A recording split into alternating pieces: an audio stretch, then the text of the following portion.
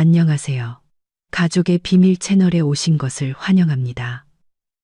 우리의 삶 속에는 아주 사소해 보이는 순간이 한 여성의 운명을 송두리째 바꿔놓기도 합니다. 아무렇지 않게 걸려온 한 통의 전화가 어떻게 시댁 전체를 진실 앞에 무릎 꿇게 만들었을까요? 오늘 결혼식이 끝나자마자 시어머니가 건넨 전화기 사연을 시작하겠습니다. 시동생 준호의 결혼식은 서울 강남의 한 호텔에서 열렸다. 연회장은 화려한 샹들리에와 하얀 장미, 그리고 은은한 조명으로 눈부셨다. 나는 아직도 그날의 진한 향수 냄새를 기억한다. 시어머니 김 여사가 이게 바로 부잣집 사모님 향이라며 유독 좋아하시던 달콤하다 못해 머리가 아플 지경인 그 냄새를 나는 예식이 진행되는 내내 미소를 지으며 하객들에게 인사하고 신부의 드레스 자락을 정리해주고 샴페인을 따랐다. 시댁을 대신해 고개 숙여 감사 인사를 하는 것도 내 몫이었다. 시어머니는 누군가에게 나지막이 속삭였다. 우리 며느리 참 착해. 혼자서 100가지 일도 다 해낸다니까. 돈이 좀 많이 드는 게 흠이지만 나는 그 말을 듣고도 애써 미소를 삼켰다. 더 이상 손님도 그렇다고 완전한 가족도 아닌 사람의 미소였다. 피로연이 끝나고 배경음악이 잔잔한 연주곡으로 바뀌었다. 하객들이 하나둘 자리를 떴다. 내가 테이블 위에 떨어진 꽃잎을 줍고 있을 때 김 여사가 나를 불렀다. 소연아, 이리 와보렴. 나는 자리에서 일어나 다가갔다. 시어머니는 심각한 표정으로 휴대폰을 들고 있었다. 목소리는 칼날처럼 날카로웠다. 내 친정아버지 전화다. 예단으로 해온 돈 다시 돌려달라시네. 어서 받아봐. 시어머니가 휴대폰을 내밀자 테이블 주변의 공기가 순간 얼어붙었다. 신랑 신부가 된 준호와 그의 아내는 당황하며 서로를 쳐다봤다. 나는 살짝 미간을 찌푸렸다.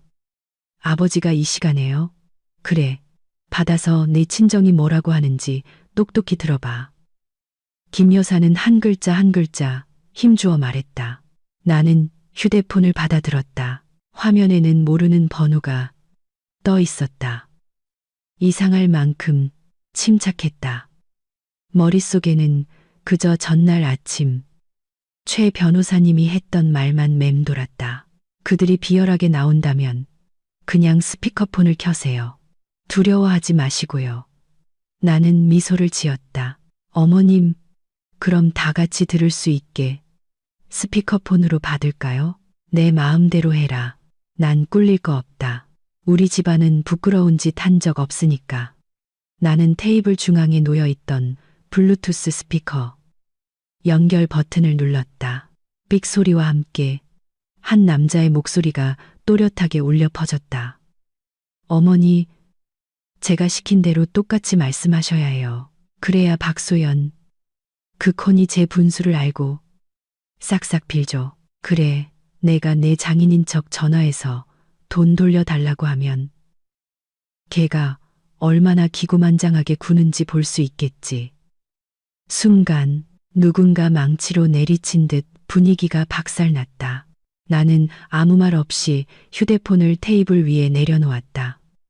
연회장은 숟가락이 잔에 부딪히는 소리마저 멈춘 채 정적에 휩싸였다. 남편 민주는 그대로 굳어버렸다. 김 여사의 얼굴은 새하얗게 질렸다. 시아버지가 손으로 테이블을 내리쳤다. 네가 지금 이 집안을 망신시키려는 게냐? 제가 망신시킨 게 아니잖아요. 나는 차분하게 대답했다. 저는 어머님 말씀대로 했을 뿐이에요. 똑똑히 들으라고 하셔서 모두가 들을 수 있게 스피커폰을 켠 것뿐입니다. 옆 테이블에서 수군거리는 소리가 퍼져나갔다. 몇몇 친척들이 우리 쪽을 쳐다봤다. 신부가 된 동서는 얼굴이 빨개져 남편의 팔을 잡아당겼다. 오빠, 제발, 하객들 보잖아. 준호가 분노에 차 소리쳤다. 형수님, 제발 제 결혼식 좀 망치지 마세요. 나는 그를 향해 부드럽게 돌아섰다. 준호 씨의 좋은 날이라고요. 내게는 그럴 권리가 없겠죠. 하지만 이 상황을 망친 사람이 정말 나라고 확신해요. 김 여사가 갑자기 휘청거리며 의자에 쓰러졌다. 어머, 어지러워. 민준이 황급히 어머니를 부축하며 나를 쏘아봤다. 여보, 그만해. 어머니도 일부러 그러신 건 아닐 거야. 나는 그의 눈을 똑바로 쳐다봤다. 그럼 당신은 내가 아무것도 모를 거라고 생각했어. 방금 그 목소리, 누구 목소리였지? 그는 아무 말도 못하고 고개를 숙였다. 시아버지가 깊은 한숨을 내쉬며 무겁게 말했다. 너, 당장 나가거라. 오늘부터 이 집 며느리도 아니다. 난 이렇게 무례한 사람과는 같이 못 산다. 나는 고개를 끄덕이며 조용히 가방을 챙겼다. 네, 아버님. 무슨 말씀인지 알겠습니다. 충분히 들었어요. 그리고 나는 돌아섰다. 내 구두굽이 차가운 대리석 바닥에 부딪히는 소리가 서늘하게 울렸다. 등 뒤에서는 웅성거리는 소리가 파도처럼 밀려왔다. 아직 희미하게 남아있는 결혼식 축가와 뒤섞여서 나는 호텔 로비의 눈부신 조명을 지나 곧장 문으로 향했다. 차가운 빛이 내 어깨를 비췄다. 엘리베이터 문이 닫히고 은색 강철에 비친 내 얼굴에는 더 이상 두려움이나 떨림이 없었다. 아주 오래전부터 시작된 결심과 침묵만이 남아 있었다. 옛집으로 향하는 좁은 골목으로 접어들 때 차창 위로 빗방울이 토독거리며 떨어졌다. 떨어지는 빗방울 하나하나가 기억의 박자처럼 느껴졌다. 내가 시집 오던 날도 꼭 이렇게 비가 내렸다. 김 여사는 그때 내 손을 잡으며 근엄하지만 다정해 보이는 눈빛으로 말했다. 우리 집 며느리가 됐으니 한 가지만 기억하렴. 참을 수 있는 건 참고 어른들 말씀에 토달지 마라. 나는 그것이 진심 어린 조언이라 믿고 고개를 끄덕였다. 3년이 지나서야 그것이 명령이었다는 걸 깨달았다. 첫 달, 나는 새벽 5시에 일어나 설거지를 하고 아침을 차리고 바닥을 닦았다. 그동안 김 여사는 여유롭게 차를 마셨다. 손님이 올 때마다 자랑하셨다. 우리 며느리 정말 똑똑해. 집안일도 못하는 게 없다니까. 하지만 등 뒤에서는 이웃들에게 이렇게 말했다. 착하긴 한데 좀 느려. 뭘 해도 어설프고 아직도 친정 아가씨 티를 못 벗었어. 나는 모든 걸 들었지만 웃었다. 민준이 엄마는 원래 말투가 그러시니 신경 쓰지 말라고 했기 때문이다. 나는 되물었다. 그럼 당신은 내가 상처받는 건 안 보여? 보이지. 하지만 어머니 연세도 있으신데 조금만 참아.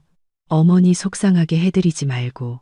나는 그 말을 3년 내내 들었다. 어느 날 점심 설거지를 하다가 실수로 오래된 그릇에 이가 나가게 했다. 김 여사는 달려와 내 뺨을 세차게 때렸다. 그릇은 다시 사면 되지만 내 체면이 깎인 건 누가 보상해. 나는 그 자리에 얼어붙었다. 민주는 옆에 서서 고개만 숙일 뿐 한마디도 하지 않았다. 나는 아픈 뺨을 어루만지며 웃으며 물었다. 죄송해요, 어머님. 그릇이 그렇게 중요하시면 제가 10개라도 사다 드릴게요. 필요 없어. 돈이 필요한 게 아니라 내 분수를 알라는 거야. 시어머니가 윽박질렀다. 민준이 나를 방으로 끌고 들어가 속삭였다. 여보, 대들지 마. 어머니 화나셔서 그래. 나는 물었다. 내가 맞는 걸 보고도 대들지 말라고. 당신은 어머니 혈압 오르는 게 더 무서운 거야. 그날 밤 나는 벽을 보고 누워 소리 없이 눈물을 흘렸다. 거실에서 들려오는 김 여사의 웃음소리가 들렸다. 내가 저 며느리 제대로 길들였다니까. 민준이 실직했을 때 나는 부모님이 비상금으로 쓰라고 주신 예금을 전부 그에게 주었다. 이건 내 몸 하나 지킬 돈이니 꼭 갖고 있어라. 하시던 어머니의 당부가 있었지만 나는 남편과 이 가족을 믿었다. 나는 그 돈으로 집 수리비를 내고 시아버지 차를 바꿔드리고 시동생 준호의 노트북을 사주고 석사 과정 학비를 대주었다. 김 여사는 여전히 우리 며느리 효심이 지극하다고 칭찬했다. 그러면서 이웃에게는 이렇게 말했다.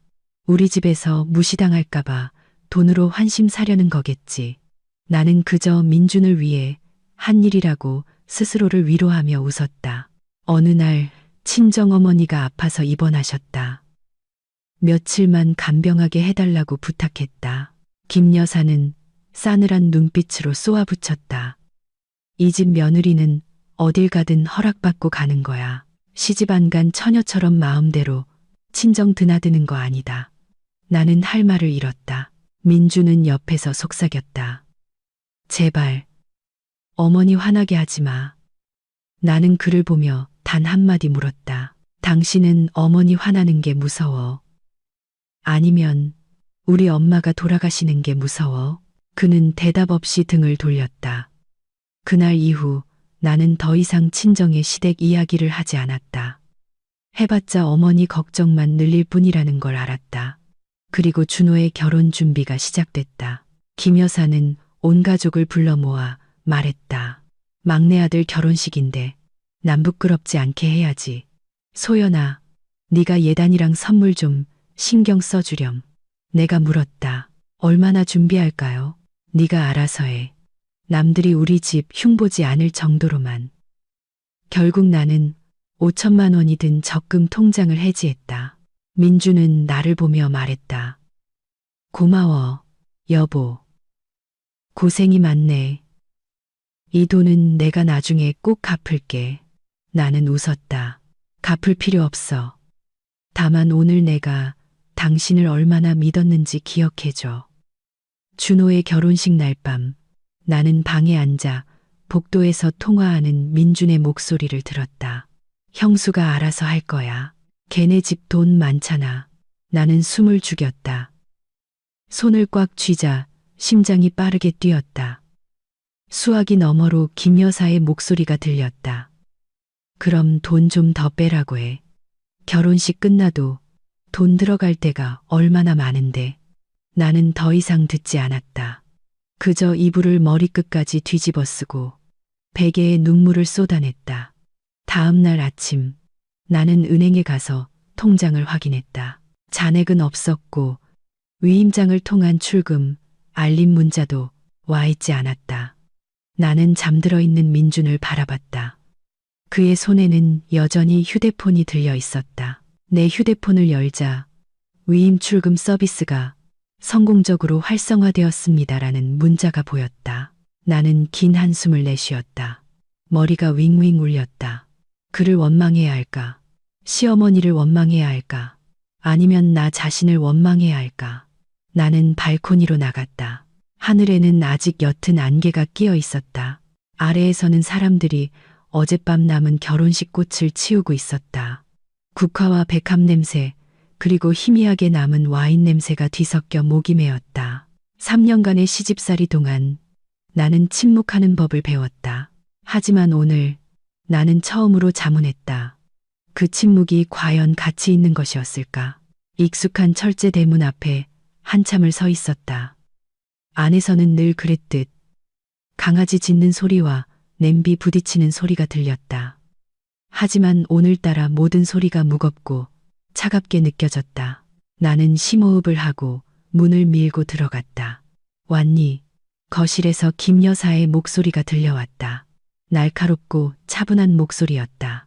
나는 그녀가 찻잔을 든 채 무표정하게 소파에 앉아 있는 것을 보았다. 네, 어머님, 부르셔서 왔어요. 그래, 돈 문제 확실히 해야지. 나는 맞은편 소파 끝에 앉았다. 민주는 내 시선을 피하며 휴대폰만 만지작거렸다. 친정에서 돈 좀 있다고 시댁에 나눌 줄 모르면 그 돈이 다 무슨 소용이니. 이 집이 내 개인 금고인 줄 알아? 김 여사가 비아냥거렸다. 나는 고개를 들고 느리지만 분명한 목소리로 말했다. 그 돈, 저희 부모님이 결혼할 때 주신 제 돈이에요. 아까운 건 아니지만 왜 제 통장에서 돈이 전부 빠져나갔는지 알고 싶어요. 민준이 피식 웃었다. 내가 잠깐 빌린 거야. 뭘 그렇게 심각하게 그래? 빌렸다고요? 나는 그를 똑바로 쳐다봤다. 말도 없이, 심지어 위임 출금까지 신청해서 전부 가져간 걸 빌렸다고 할 수 있어요? 김 여사가 바늘처럼 뾰족한 목소리로 끼어들었다. 내 아들이 그런 건 다 제 동생 챙기려고 그런 거다. 준호가 장가 가는데 형수가 보태는 게 당연하지. 어디서 토를 달아. 시댁에 종 보태는 게 그렇게 억울해. 어머님께는 당연할지 몰라도 저한테는 아니에요. 나는 대꾸했다. 그 돈 한 푼 한 푼이 저희 부모님의 피땀입니다.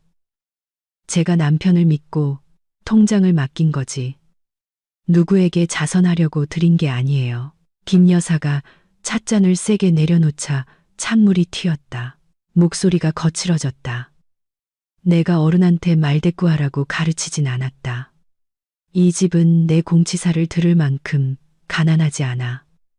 공치사가 아니에요. 그냥 제 돈을 왜 마음대로 가져갔는지 알고 싶을 뿐입니다. 민준이 작지만 짜증 섞인 목소리로 끼어들었다. 말 좀 가려서 해. 꼭 빚 독촉하는 사람처럼.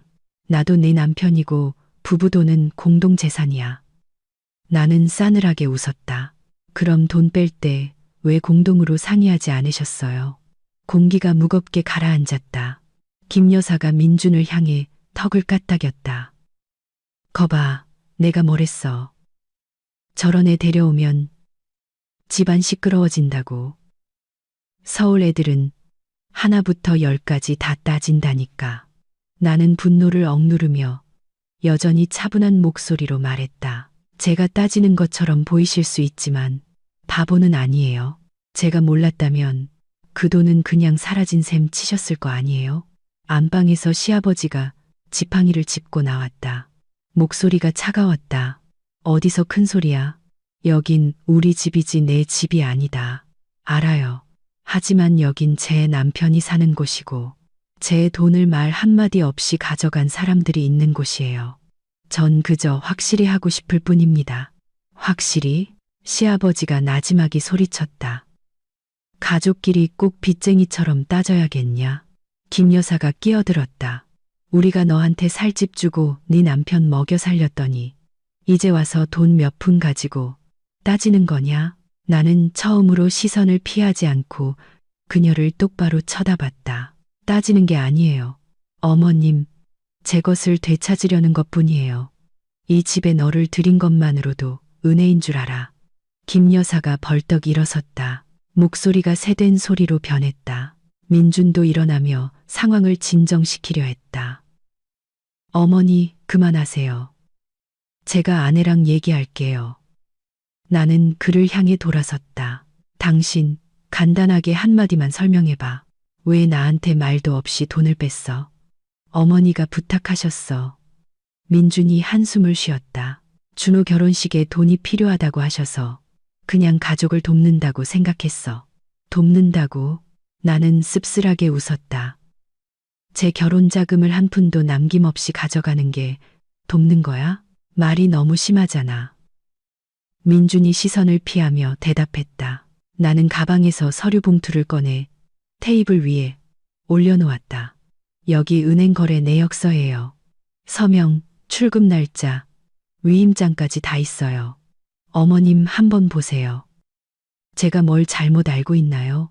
김 여사는 얼굴이 하얗게 질려 민준을 쳐다봤다.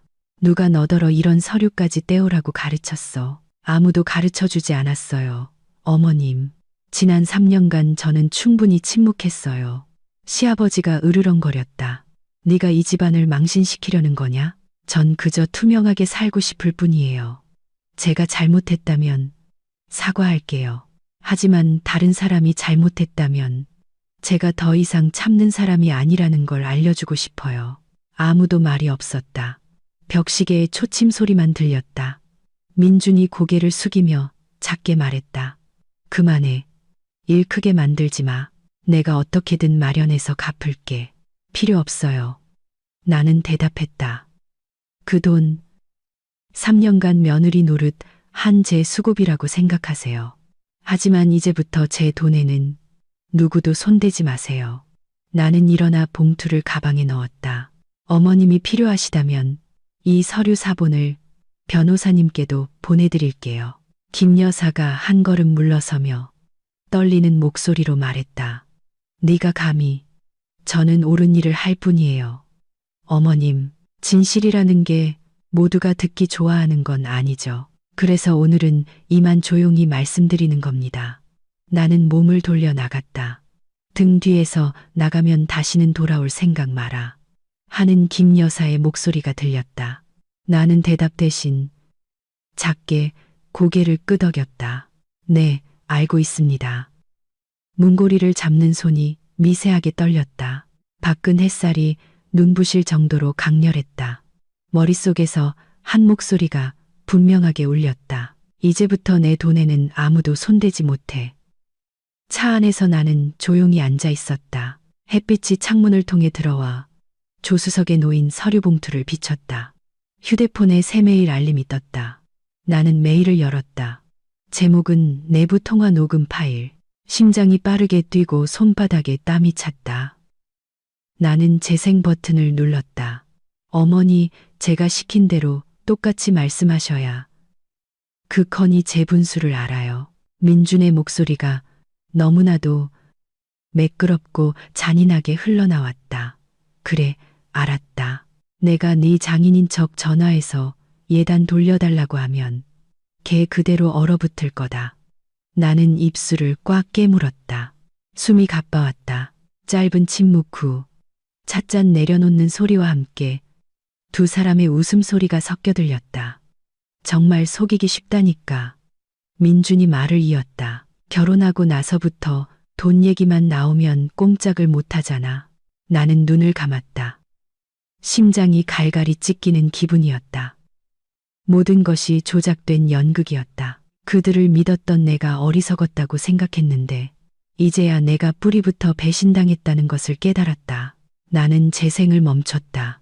백미러에 비친 내 얼굴은 창백했고 입술은 파르르 떨렸다. 나는 주소록을 열어 최 변호사님의 이름을 찾았다. 변호사님, 파일 들었어요. 사실이었네요. 최 변호사님의 차분한 목소리가 들려왔다. 저도 사본을 가지고 있습니다. 그들이 실수로 예전 계약서 메일에 첨부해서 보냈더군요. 공개하셔야 합니다. 공개요? 그 사람들 앞에서요? 네. 그들이 모욕을 무기로 삼는다면 진실로 맞서야 이길 수 있습니다. 나는 창밖을 보았다. 햇살은 뜨거웠고 거리를 지나는 사람들은 차가운 강물처럼 스쳐 지나갔다. 알겠습니다. 오늘 오후에 다시 댁으로 갈 테니 변호사님도 와서 도와주세요. 가겠습니다. 은행 거래 내역서와 휴대폰을 챙겨오세요. 나는 전화를 끊고 의자에 머리를 기댔다. 눈을 감자 어머니의 얼굴이 떠올랐다. 소연아, 다른 사람이 내 자신에 대한 믿음을 잃게 만들지 마라.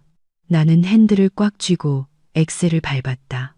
차는 마치 족쇄에서 풀려난 것처럼 앞으로 나아갔다. 그날 오후 시댁은 사람들로 북적였다. 김 여사가 온 가족을 소집한 것이다. 내가 들어서자 모두의 시선이 쏠렸다. 너도 왔구나. 시어머니가 차갑게 말했다. 잘됐다. 오늘 끝장을 보자. 민주는 옆에 조용히 앉아 고개를 숙이고 있었다. 시아버지는 천천히 차를 따르며 딱딱하게 말했다. 이 집은 더 이상 시끄러운 걸 원치 않는다. 할 말 있으면 하고 끝내. 나는 가방을 의자에 내려놓고 휴대폰을 꺼냈다. 누가 시끄러운 걸 원치 않는지 다시 한번 똑똑히 들어봐야겠네요. 김 여사가 눈살을 찌푸렸다. 네가 지금 뭘 하려는 거냐? 결혼식장에서 어머님이 하신 말씀을 다시 들려드리려는 것뿐이에요. 나는 녹음 파일을 재생하고 스피커폰을 켰다. 민준의 목소리가 거실을 가득 메웠다. 어머니, 제가 시킨 대로 똑같이 말씀하셔야 그 건이 제 분수를 알아요. 김 여사의 얼굴이 새하얗게 질렸다. 이어서 녹음 속 그녀의 목소리가 대답했다. 그래, 알았다. 내가 네 장인인 척 전화해서 예단 돌려달라고 하면 걔 그대로 얼어붙을 거다. 방 안의 모든 것이 얼어붙었다. 시아버지가 찻잔을 세게 내려놓자 찬물이 넘쳤다. 목소리가 쉬어 있었다. 이게 다 뭐냐? 나는 그를 똑바로 쳐다봤다. 진실이에요, 아버님. 네, 네가 함정을 판 거냐? 김 여사가 떨리는 목소리로 더듬거렸다. 아니요, 어머님. 어머님이 직접 말씀하신 거잖아요. 전 그냥 다시 들려드렸을 뿐이에요. 민주는 땀을 흘리며 얼굴이 하얗게 질렸다. 소연아, 제발. 그는 더듬거렸다. 어머니가 그냥 농담하신 거야. 농담이라고요? 내가 물었다. 온 가족이 보는 앞에서 내가 망신당하는 걸 보고 당신은 그걸 농담이라고 해요. 김 여사가 벌떡 일어섰다. 네가 감히 시어미를 이렇게 모욕해. 전 누구도 모욕하지 않았어요. 어머님, 그 모욕을 받아야 할 사람에게 돌려준 것뿐이에요. 아무도 더 이상 말을 잇지 못했다. 시계 초침 소리만 흐르는 시간처럼 길게 느껴졌다. 그때 문이 열리고 최 변호사님이 들어섰다. 짙은 색 셔츠 차림의 서류 가방을 든 모습이었다. 죄송합니다. 조금 늦었군요. 저는 박소연 씨의 법률 대리인입니다. 시아버지가 눈살을 찌푸렸다. 당신은 누군데 함부로 들어와? 이 녹음 파일, 원본을 가지고 있는 사람입니다. 그는 노트북을 테이블에 올려놓고 녹음 파일을 다시 재생했다. 그리고 말을 이었다. 이 파일은 이민준 씨의 기기에서 추출되었습니다. 총 3분 12초 분량으로 편집된 흔적은 없습니다. 민준이 벌떡 일어섰다. 목소리가 떨렸다. 누가 당신더러 내 기기에 손대라고 했어? 이민준 씨가 직접 계약서, 이메일에 실수로 첨부하셨습니다. 최 변호사님이 침착하게 대답했다. 유리가 깨지듯 분위기가 산산조각 났다. 김 여사는 의자로 물러나며 숨을 헐떡였다. 나는 일부러 그런 게 아니라 나는 그들을 보며 평온한 목소리로 말했다. 어머님, 변명하실 필요 없어요. 소송하고 싶지 않아요. 그냥 모두가 진실을 똑똑히 들었으면 했을 뿐이에요. 최 변호사님이 노트북을 덮고 일어섰다. 나중에 대질 신문이 필요할 경우를 대비해 서류를 준비해 두겠습니다. 시아버지는 침묵했다. 김 여사는 두 손에 얼굴을 묻었고 민주는 아무 말도 하지 않았다. 나는 한때 내 집이라 믿고 며느리 노릇을 하려 애썼던 이 집을 둘러보았다. 테이블, 결혼사진, 모든 것이 이제는 역겨운 위선의 냄새로 가득했다. 나는 거의 혼잣말처럼 나지막이 읊조렸다. 때로는 침묵도 죄가 되는군요. 아무도 대답하지 않았다. 민주는 조용히 자리에서 일어나 휴대폰을 테이블에 내려놓고 문 밖으로 나갔다. 문이 철컥하고 마른 소리를 내며 닫혔다. 나는 그 뒷모습을 바라봤다. 더 이상 아프지 않았다. 오히려 가벼워진 기분이었다. 오후의 햇살이 창문 너머로 비스듬히 들어왔다. 희미한 빛 때문에 시댁 거실은 평소보다 더 좁아 보였다.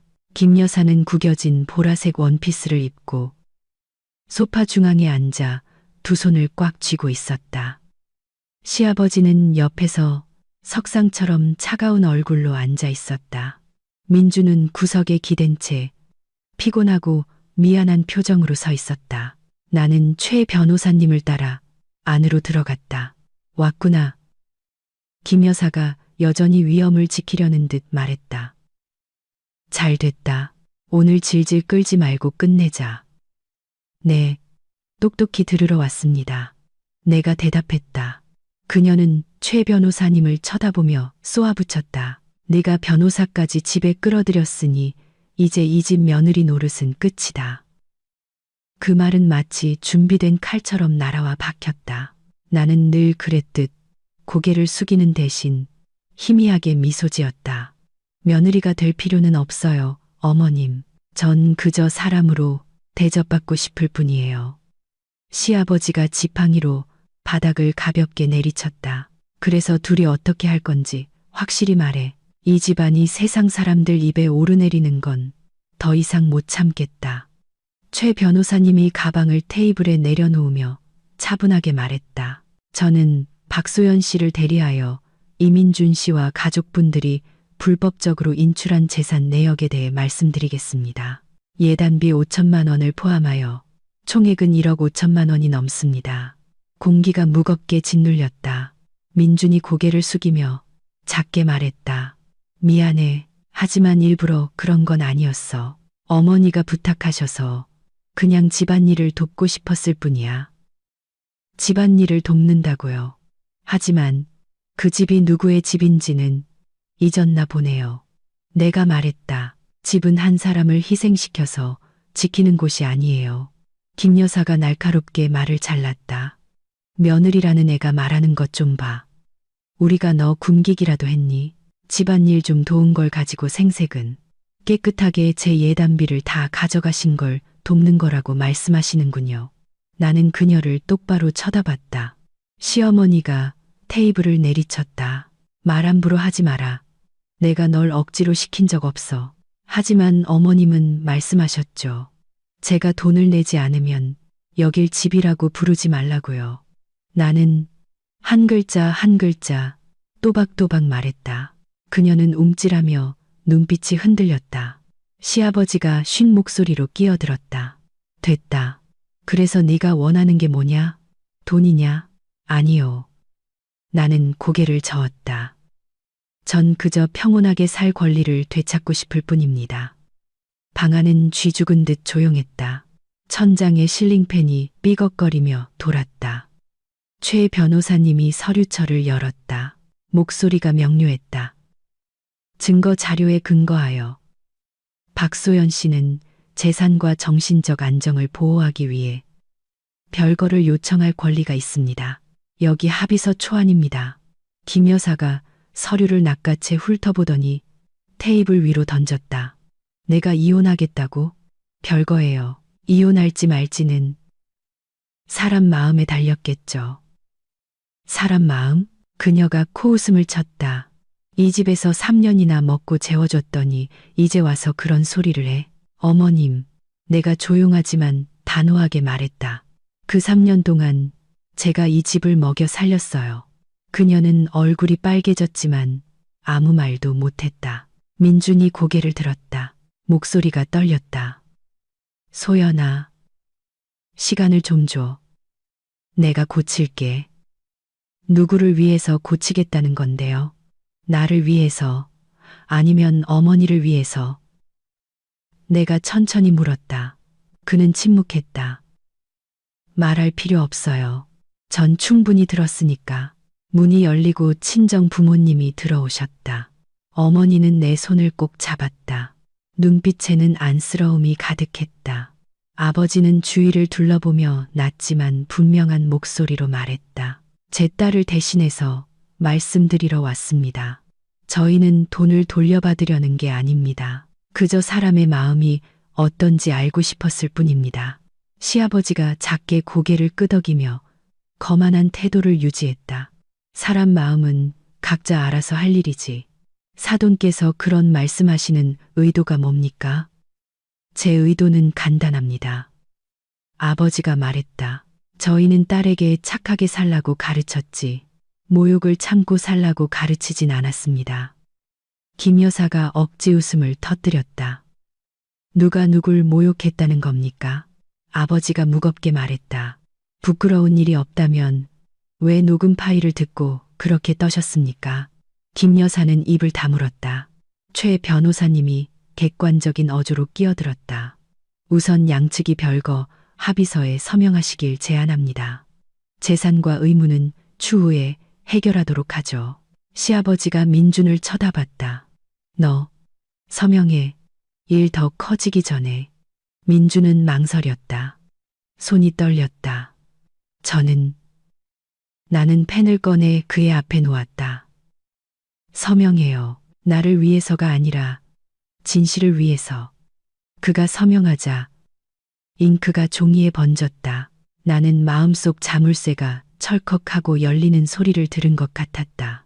김 여사가 흐느끼며 끊어지는 목소리로 말했다. 나는 남들이 우리 집 손가락질할까봐. 나는 고개를 숙이며 작게 말했다. 어머님, 사람들은 우리가 행복한 척할 때 비웃는 거예요. 더 이상 아무도 말하지 않았다. 아버지가 서류를 챙겨 일어섰다. 제 딸, 이 집에서 키워주지 않으셔도 됩니다. 하지만 법은 제 할 일을 할 겁니다. 시아버지는 고개를 숙인 채 대답이 없었다. 문 밖에서 바람이 불어와 매캐한 라일락 향기를 실어 날랐다. 나는 어머니 손을 잡고 그 집을 나섰다. 대문을 나서는 발걸음 하나하나가 지난 3년간 나를 덮고 있던 안개를 걷어내는 것처럼 가벼웠다. 등 뒤의 집은 마치 한 번도 웃음소리가 존재하지 않았던 것처럼 고요했다. 그날 밤, 이른 시간부터 비가 쏟아졌다.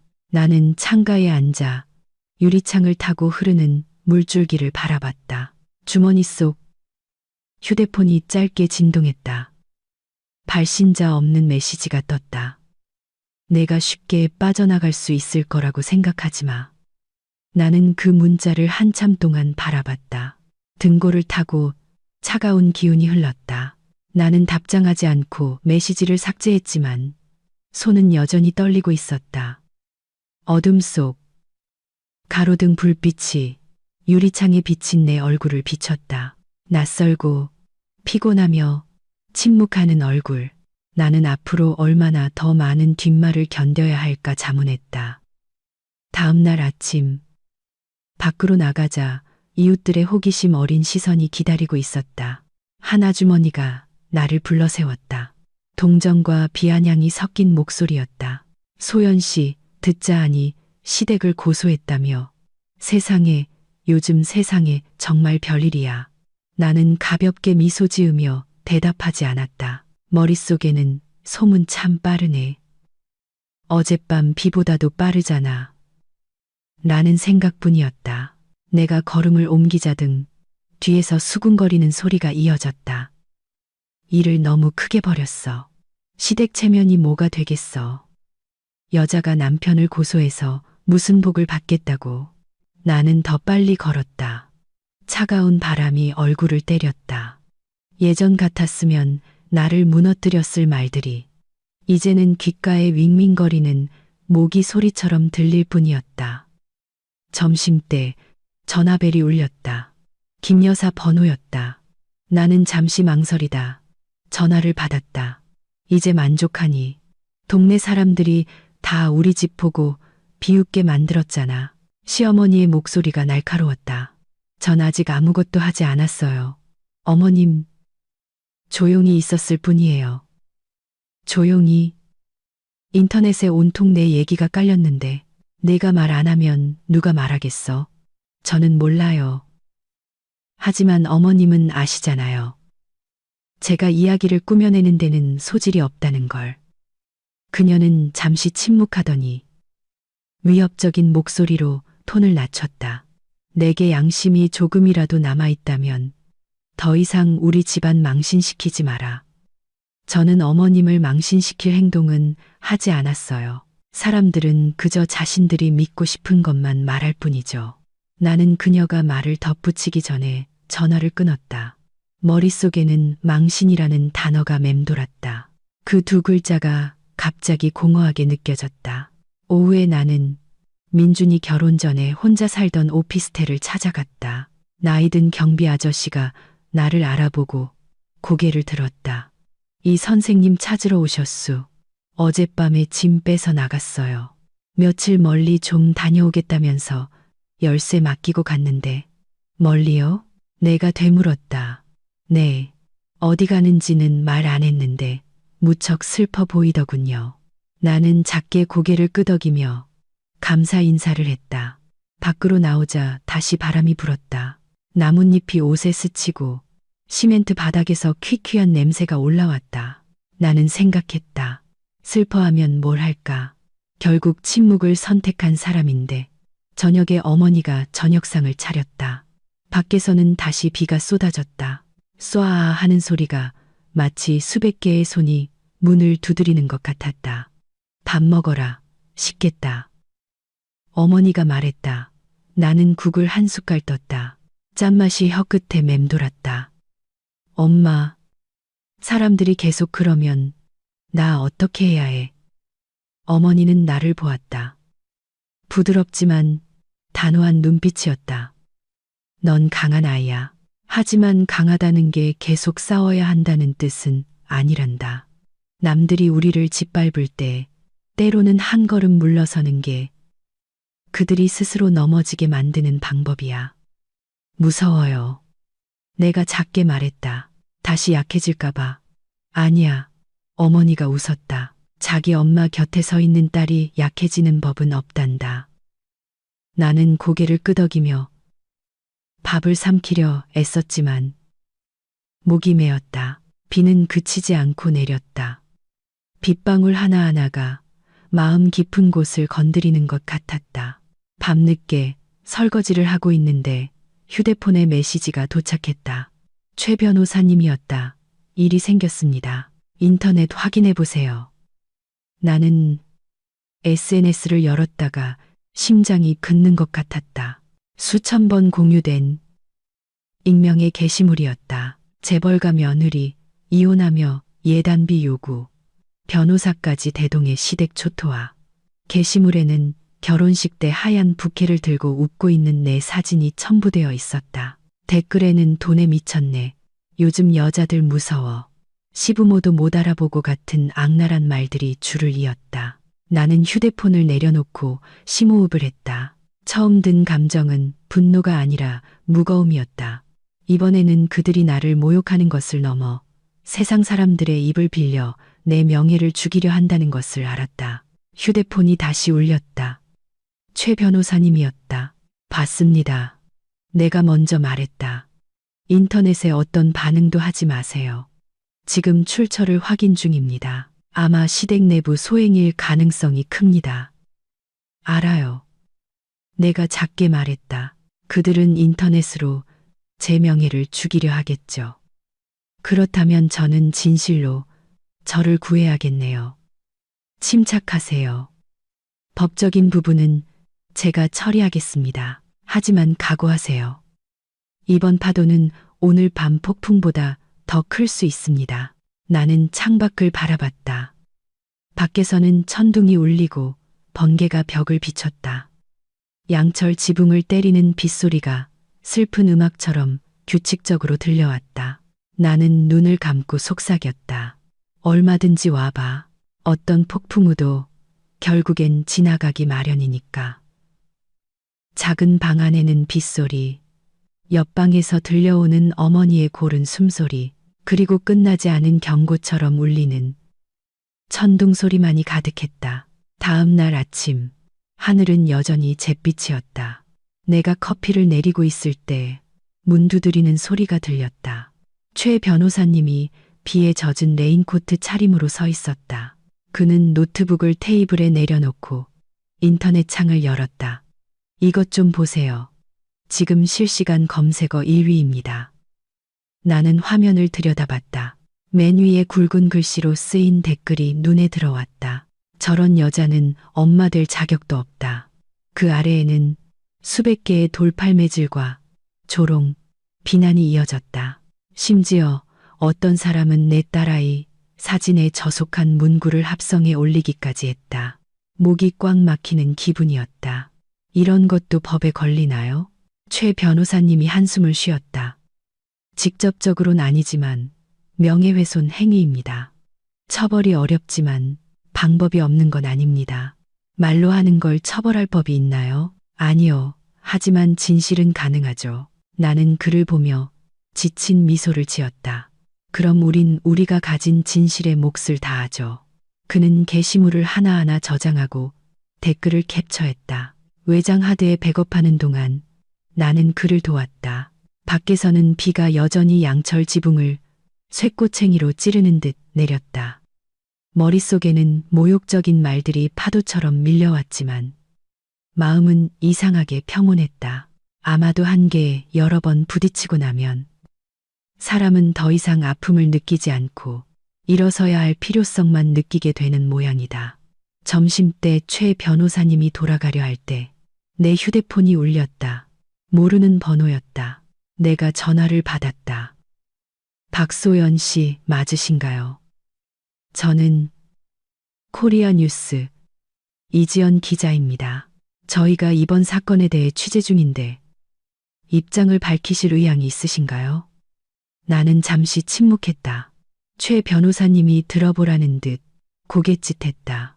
저는 말싸움하고 싶지 않아요, 기자님. 말싸움이 아닙니다. 저는 당사자에게 직접 진실을 듣고 싶습니다. 괜찮으시다면 오늘 찾아뵈어도 될까요? 생각해 볼게요. 기다리겠습니다. 그녀의 목소리는 부드럽지만 단호했다. 내가 전화를 끊자 최 변호사님이 바로 말했다. 이지연 기자, 저도 압니다. 꽤 공정하게 기사를 쓰는 사람이에요. 여론을 뒤집을 기회입니다. 하지만 더 깊이 파헤쳐질 각오도 하셔야 합니다. 나는 침묵했다. 부엌에서 어머니가 앞치마에 손을 닦으며 나왔다. 기자랑 얘기할 거니? 아직 모르겠어요, 엄마. 확실하니? 한 번 뱉은 말은 주워 담기 어려워. 사람들은 여자를 쉽게 믿어주지 않아. 나는 어머니를 보며 작지만 분명한 목소리로 말했다. 엄마, 전 충분히 침묵했어요. 오후에 이지연 기자가 찾아왔다. 생각보다 젊었다. 밝은 얼굴과 정직한 눈빛을 가지고 있었다. 그녀는 녹음기를 켜고 테이블 중앙에 조심스럽게 놓았다. 그저 소연 씨 방식대로 이야기해 주세요. 그녀가 말했다. 나는 미소 지었다. 슬픈 얘기를 하고 싶진 않아요. 다만 지난 3년간 시집살이를 하며 저는 좋은 사람이 되려고 노력했다는 말을 하고 싶어요. 하지만 상대방이 나를 사람으로 여기지 않을 때 침묵은 죄가 되더군요. 후회하진 않으세요? 후회해요. 하지만 말을 한 것을 후회하는 게 아니에요. 너무 오랫동안 침묵했던 것을 후회해요. 그녀는 나를 보며 눈빛이 부드러워졌다.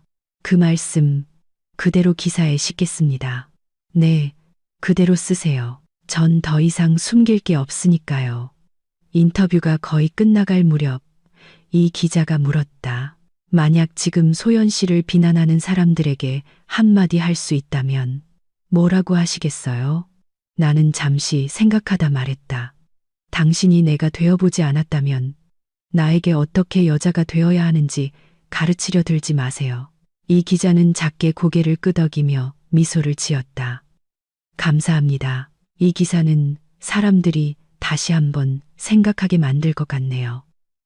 그녀가 떠난 후 나는 문 앞에 서서 그녀의 뒷모습을 바라봤다. 비는 그쳤고 길 위에는 물웅덩이가 반짝였다. 어머니가 다가와 내 어깨에 손을 얹었다. 마음이 좀 가벼워졌니? 아직은요, 엄마. 하지만 적어도 숨 쉬는 것 같아요. 저녁에 최 변호사님이 노트북을 들고 다시 찾아왔다. 기사가 났습니다. 그가 말했다. 나는 화면을 들여다봤다. 인터넷 신문 홈페이지에 굵은 글씨의 헤드라인이 보였다. 상처받은 한 여성의 침묵. 사진에는 희미한 조명 아래 어머니와 나란히 앉아있는 내 모습이 담겨 있었다. 나는 평온한 얼굴이었고 어머니는 내 손을 잡고 있었다.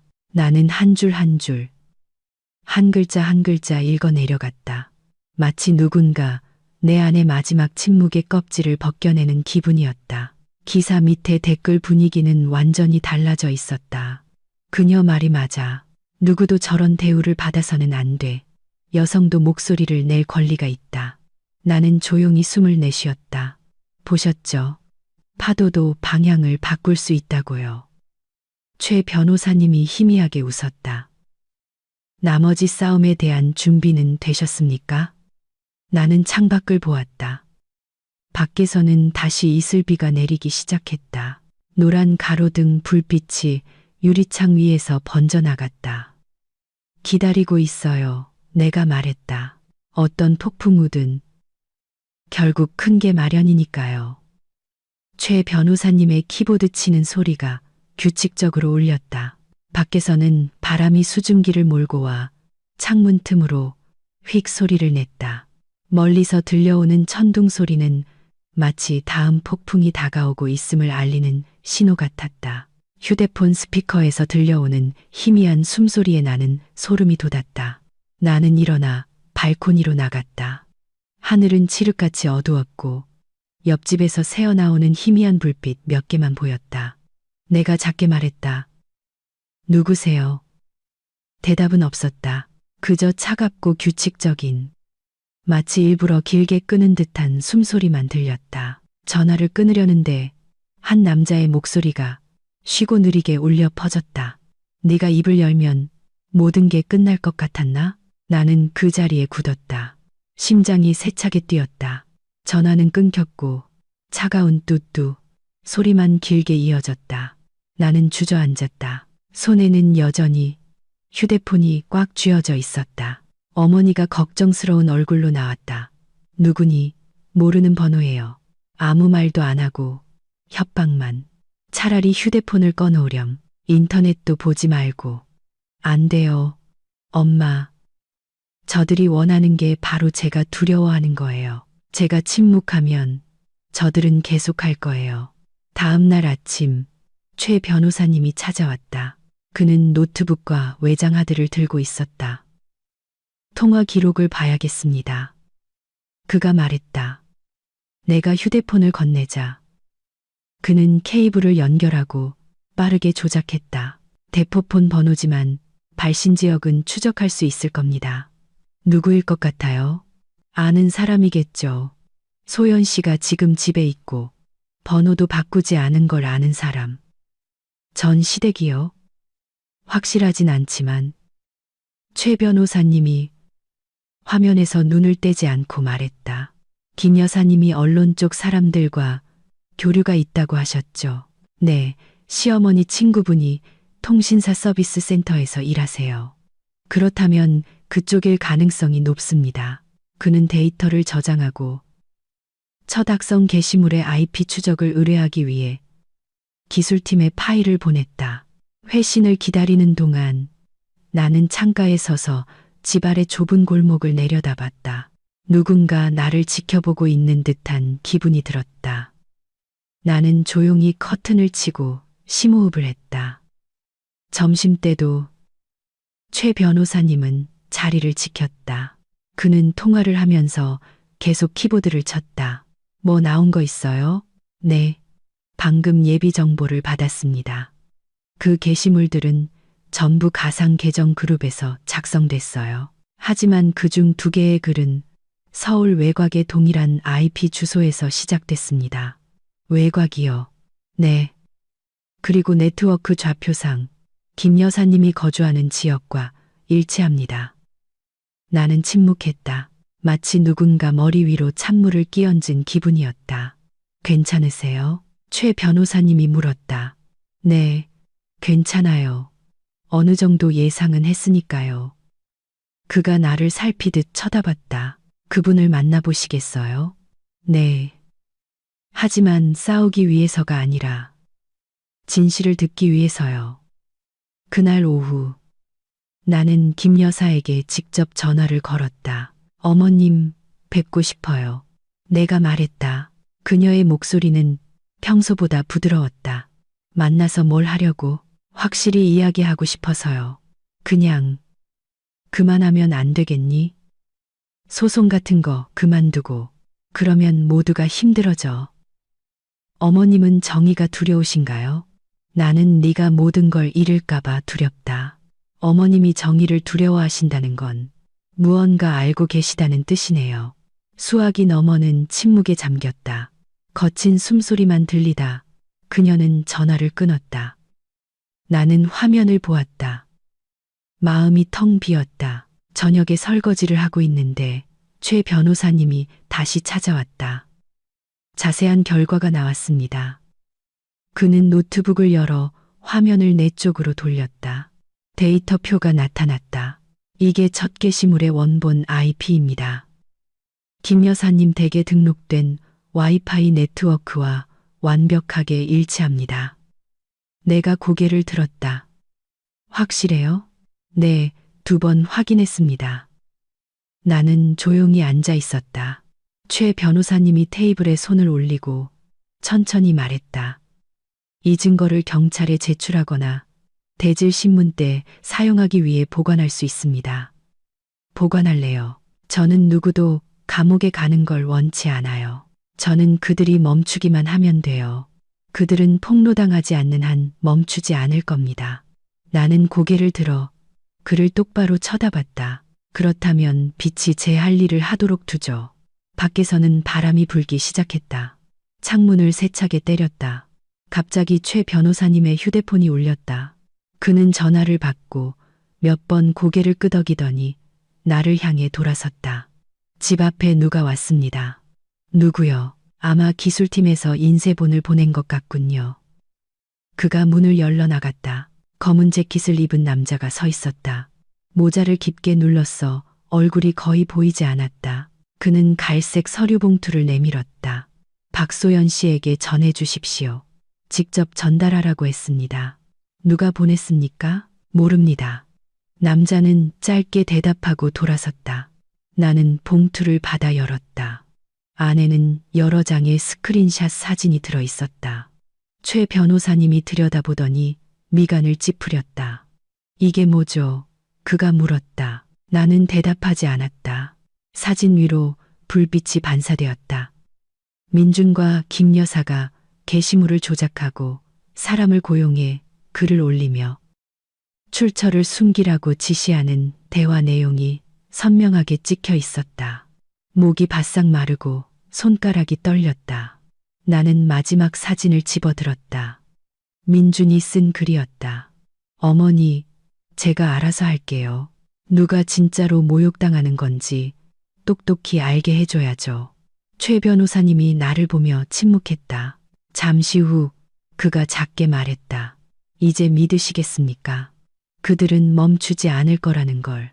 나는 봉투를 접었다. 목소리는 평온했지만 단단했다. 그리고 이제 그들이 멈춰야 할 때가 왔네요. 어떻게 하실 겁니까? 내일 그들을 만나러 갈 겁니다. 이번에는 대화를 하기 위해서가 아니에요. 창밖에서는 바람이 휙 소리를 내며 거세게 불었다. 문이 리듬에 맞춰 덜컹거렸다. 최 변호사님이 화면 불빛에 비친 얼굴로 밖을 보았다. 마음의 준비를 해두세요. 진짜 파도는 아직 오지 않았습니다. 최 변호사님, 내가 희미하게 웃었다. 전 그걸 기다리고 있어요. 밖의 바람은 더 격렬하게 울부짖었다. 멀리서 들려오는 천둥 소리와 뒤섞여서 방 안은 희미하게 밝았고 2 사람의 그림자가 벽 위에서 흔들렸다. 마치 곧 드러날 진실처럼 빛과 어둠 사이를 오갔다. 다음 날 아침, 며칠간의 비 끝에 하늘이 맑게 개었다. 나는 갈색 서류 봉투를 가방에 넣고 잠근 뒤 어머니를 보았다. 엄마, 저 다녀올게요. 정말 괜찮겠니? 네, 이제 때가 됐어요. 최 변호사님이 아래층에서 기다리고 있었다. 우리는 시댁으로 가는 내내 말이 없었다. 차가 김 여사 댁으로 이어지는 좁은 골목으로 접어들자 심장이 세차게 뛰었다. 철제 대문은 여전히 낡은 초록색이었고 안쪽에는 붉은 벽돌이 깔린 마당이 보였다. 나는 수천 번도 더 이 문턱을 넘었지만 오늘따라 유난히 차갑고 낯설었다. 김 여사가 문을 열었다. 이상할 정도로 평온한 표정이었다. 무슨 일로 왔니? 제 것이 아닌 걸 돌려드리러 왔어요. 나는 서류 봉투를 테이블 위에 올려놓았다. 최 변호사님은 자리에 앉아 노트북을 열었다. 시어머니는 봉투를 힐끗 보더니 테이블 아래로 던졌다. 내가 이런 걸로 누굴 믿게 할 수 있을 것 같아. 나는 심호흡을 하고 침착하게 말했다. 믿고 안 믿고는 어머님 자유지만 부정하시기 전에 자세히 읽어보시는 게 좋을 거예요. 종이 쪼가리 몇 장으로 누굴 겁주려는 거야. 난 한가하지 않아. 시어머니의 목소리가 날카로워졌다. 최 변호사님이 고개를 들고 천천히 말했다. 여사님, 이건 그냥 하는 말이 아닙니다. 여사님 댁 와이파이 네트워크에서 게시물이 작성된 IP 주소를 확인한 데이터입니다. 모든 것이 일치하며 검증 가능합니다. 김 여사가 눈썹을 치켜세우며 애써 평정을 유지했다. 누가 우리 집 와이파이를 몰래 썼는지 어떻게 알아? 우리 집은 대문 열어놓고 살아. 그렇게 말씀하실 수 있겠죠. 최 변호사님이 대답했다. 하지만 데이터에는 게시물이 작성된 시점에 단 2개의 기기만 접속되어 있었다고 명확히 기록되어 있습니다. 여사님, 휴대폰과 이민준 씨 컴퓨터요. 방 안의 공기가 끈적하게 굳었다. 나는 그녀의 손이 미세하게 떨리는 것을 똑똑히 보았다. 난 아무것도 몰라. 그녀가 일어섰다. 내가 한 짓 아니야. 알겠어? 바로 그때 문이 열렸다. 민준이 들어오다 나를 보고 굳어버렸다. 당신이 왜 여기 있어? 당신 어머니한테 물어봐. 그는 주위를 둘러보고는 김 여사에게 돌아섰다. 어머니, 무슨 일이에요? 아무 일도 아니야. 너는 방에 올라가 있거라. 거기 있어요. 내가 말했다. 당신도 듣는 게 좋을 거예요. 나는 봉투에서 사진 몇 장을 꺼내 테이블 위에 펼쳤다. 이 글들. 익숙하죠. 민주는 사진을 힐끗 보고는 얼굴이 하얗게 질렸다. 최 변호사님이 다른 인쇄물을 그의 앞으로 밀었다. 이건 이민준 씨 계정에서 전송된 2분의 대화 내용입니다. IP 기록을 통해 확인됐고요. 설명하시겠습니까? 민주는 몸이 굳은 채 어머니를 나를 한번 쳐다봤다. 당신이 오해한 거야. 제가 뭘 오해했는데요. 이 메시지에는 그 건이 누가 진짜로 모욕당하는 건지 알게 해주겠다고 쓰여 있어요. 나는 그를 똑바로 쳐다봤다. 누가 누굴 모욕했는지 확실히 말해줘야겠네요. 김 여사가 떨리는 목소리로 끼어들었다. 그만해, 소연아. 일 크게 만들지 마. 난 그냥 남들이 우리 집 비웃을까봐. 누구 때문에 비웃는데요? 어머님 체면 때문에? 아니면 제 명예가 전부 사라졌기 때문에? 방 안은 조용했다. 벽시계의 초침 소리만 들렸다. 민주는 고개를 푹 숙인 채 2 손을 꽉 쥐었다. 그리고 작게 말했다. 어머니가 시키셨어요. 김 여사가 얼어붙었다. 민준아, 어머니가 소연이한테 본때를 보여주지 않으면 세상이 우리 집을 무시할 거라고 하셨어요. 김 여사의 얼굴이 새하얗게 질렸다. 너, 입 다물어. 더는 못 참겠어요. 민준의 목소리가 잠겨 있었다. 제가 잘못했어요. 일이 이렇게까지 커질 줄은 몰랐어요. 나는 가만히 서 있었다. 심장이 칼로 베이는 듯했다. 최 변호사님은 침묵한 채 김 여사를 똑바로 쳐다봤다. 보셨습니까? 진실은 스스로 말합니다. 김 여사는 떨면서 테이블에 손을 짚었다. 숨이 가빠왔다. 난 그냥 남들이 우리 며느리 버릇없다고 할까봐. 다른 사람의 모욕 위에 세워진 체면이 무슨 소용인가요? 내가 천천히 말했다. 어머님은 제게 좋은 사람이 되라고 가르치셨죠. 전 여전히 그렇게 하고 있어요. 다만 오늘은 더 이상 침묵하지 않을 뿐이에요.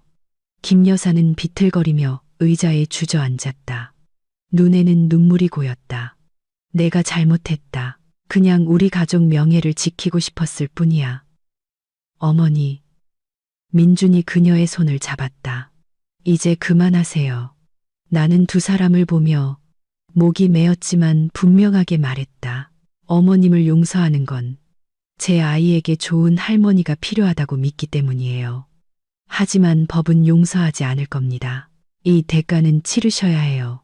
최 변호사님이 노트북을 닫고 서류를 조심스럽게 챙겼다.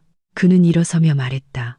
저희는 수사기관과 계속 협력할 것입니다. 협조하시는 게 좋을 겁니다. 김 여사는 대답 없이 얼굴을 감쌌다. 민주는 고개를 숙인 채 어머니의 손등 위로 눈물을 떨어뜨렸다. 나는 등을 돌려 문 밖으로 나갔다. 한낮의 햇살이 현관을 눈부시게 비췄다. 나는 심호흡을 했다. 마음이 가볍기도 무겁기도 했다. 최 변호사님이 옆에서 조용히 걸었다. 대문에 다다랐을 때 그가 작게 물었다. 괜찮으세요? 네, 괜찮아요. 아마 오늘이 진짜로 다시 시작하는 날일 거예요. 등 뒤에서 김 여사의 울음소리가 들려왔다. 집 앞 가로수를 스치는 바람 소리와 섞여 마치 바람에 흩날리는 사과처럼 희미하게 사라졌다. 다음 날 아침 나는 최 변호사님과 함께 사이버 범죄 수사팀을 찾았다. 거리는 붐볐지만 내 마음은 이상할 만큼 고요했다. 경찰서 문이 열리자 아침 커피 냄새와 타일 바닥 위로 구두 소리가 뒤섞였다. 최 변호사님이 멈춰서서 나를 향해 돌아봤다. 준비되셨습니까? 네, 시작하죠. 사무실은 밝고 깨끗했다. 우리가 들어서자 젊고 다부진 체격의 경찰관이 일어섰다. 안녕하십니까? 담당 수사관 김혜일입니다. 이쪽으로 앉으시죠.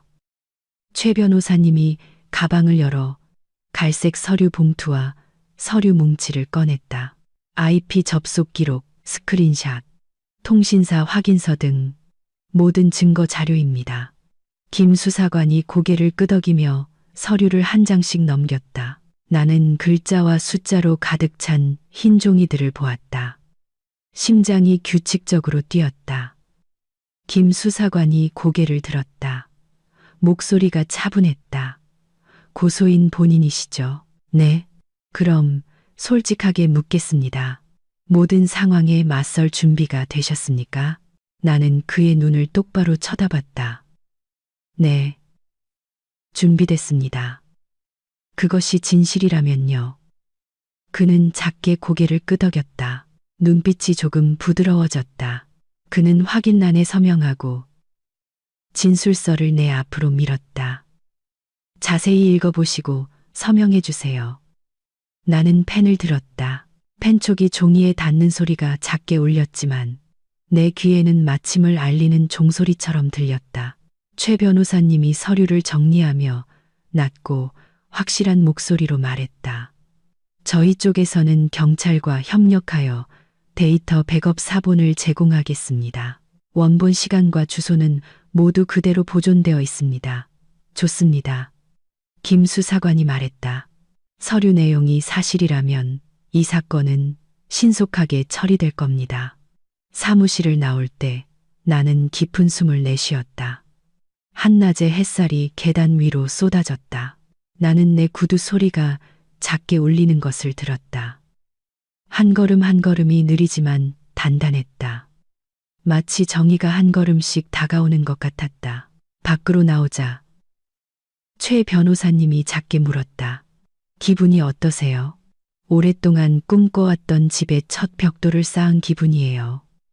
휴대폰이 울렸다. 코리아 뉴스 이지연 기자라는 이름이 떴다. 소연 씨, 바쁘실 텐데 죄송해요. 좋은 소식이 있어서요. 소연 씨 기사가 온갖 곳에 공유되고 있어요. 수천 개의 응원 댓글이 달렸어요. 사람들이 마침내 용감하게 일어선 사람이 나타났다고 해요. 나는 웃었다. 눈가가 뜨거워졌다. 고마워요, 지연 씨. 제가 용감해서가 아니라 다른 선택지가 없었을 뿐이에요. 소연 씨는 다른 사람들에게 영감을 주고 있어요. 사람들이 소연 씨 이야기를 더 많이 들어야 한다고 생각해요.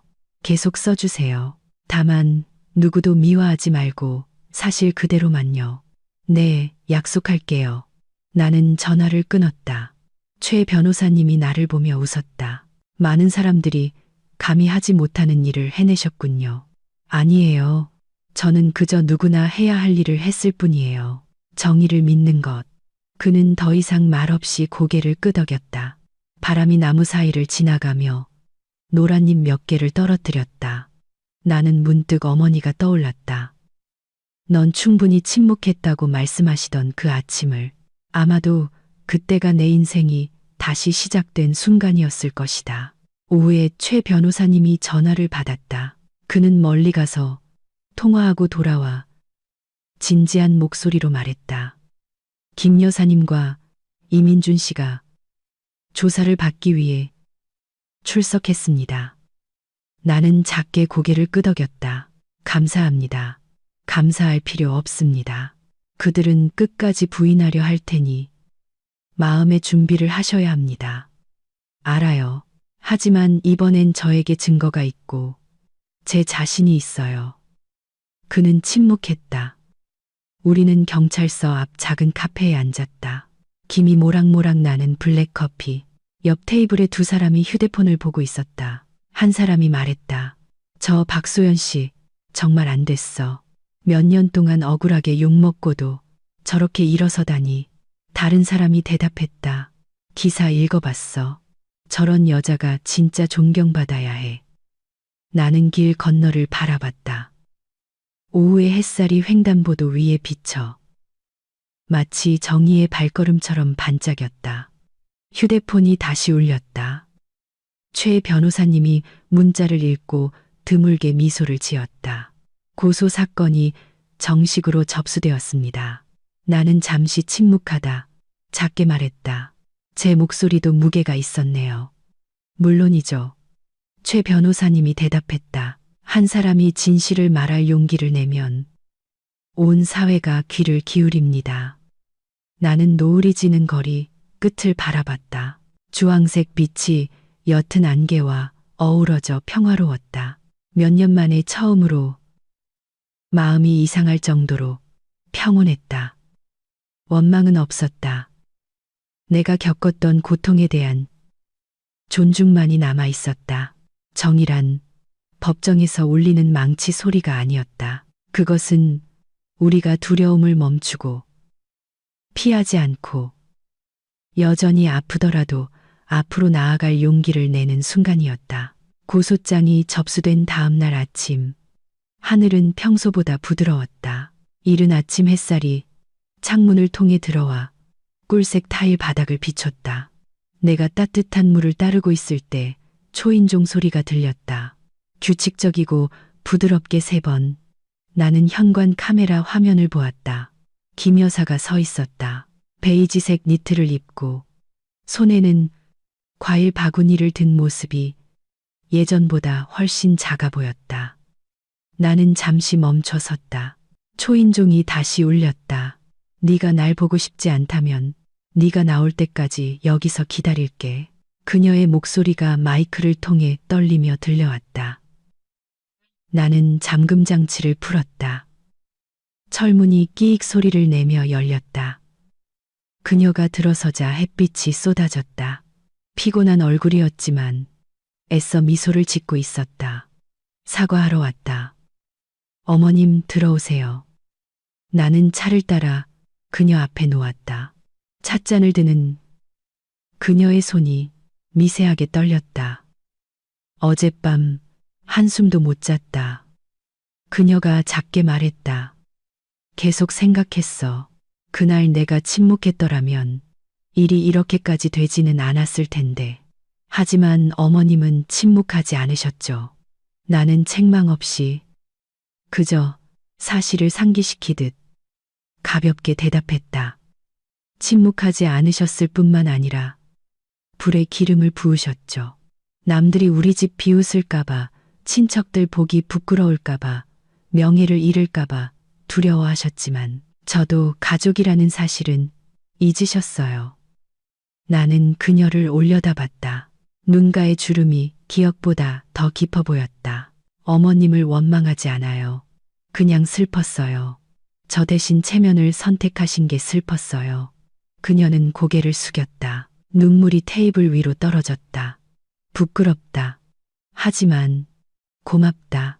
그래도 나를 어머니라고 불러줘서. 전 단 한 번도 어머님을 잃고 싶지 않았어요. 다만 가끔은 누구를 믿어야 할지 몰랐을 뿐이에요. 김 여사가 찻잔을 내려놓고 심호흡을 했다. 어제 경찰서에서 조사를 받는데 무서웠다. 하지만 법이 무서운 게 아니라 서류 속에 담긴 내 눈빛을 보는 게 무서웠어. 네가 쓴 진술서를 읽는데 글자 하나하나가 칼날 같더구나. 어머님 마음 아프게 하려고 쓴 게 아니에요. 내가 말을 잘랐다. 전 그저 공정함을 원했을 뿐이에요. 잘못한 사람은 벌을 받아야 한다고 가르쳐 주셨잖아요. 전 그대로 했을 뿐이에요. 그녀가 작게 고개를 끄덕였다. 목소리가 잠겨 있었다. 내가 정말 잘못했다. 가족을 지킨다고 생각했는데 사실은 내가 가족을 망치고 있었어. 그걸 깨달으셨으면 됐어요. 눈이 붉게 충혈되어 있었다. 나를 용서해 줄 수 있겠니? 나는 잠시 침묵하다. 천천히 말했다. 어머님을 용서하는 건 어머님을 위해서가 아니라 저 자신을 위해서예요. 미움을 품고 사는 사람이 가장 괴로운 법이니까. 그녀는 소리내어 울었다. 그토록 거만했던 사람의 울음소리가 마치 수년간의 억압 끝에 터져 나오는 것 같았다. 나는 조용히 앉아 있었다. 울음이 잦아들자 그녀가 내 손을 잡았다. 주름진 손이 뜨거웠다. 고맙다, 소연아. 이젠 아무도 나를 어머니라고 불러주지 않을 줄 알았는데 어머님은 여전히 제 어머님이세요. 내가 작게 대답했다. 다만 우리가 서로를 대하는 법을 다시 배워야 할 뿐이죠. 휴대폰이 울렸다. 그녀는 화면을 보고는 놀라 내게 보여주었다. 민준이라는 이름이 선명했다. 그 애가 너한테 사과하고 싶어해. 그녀가 떨리는 목소리로 말했다. 뭐라고 할까? 그 사람이 진심으로 이해하게 될 때 그때 듣겠다고 전해주세요.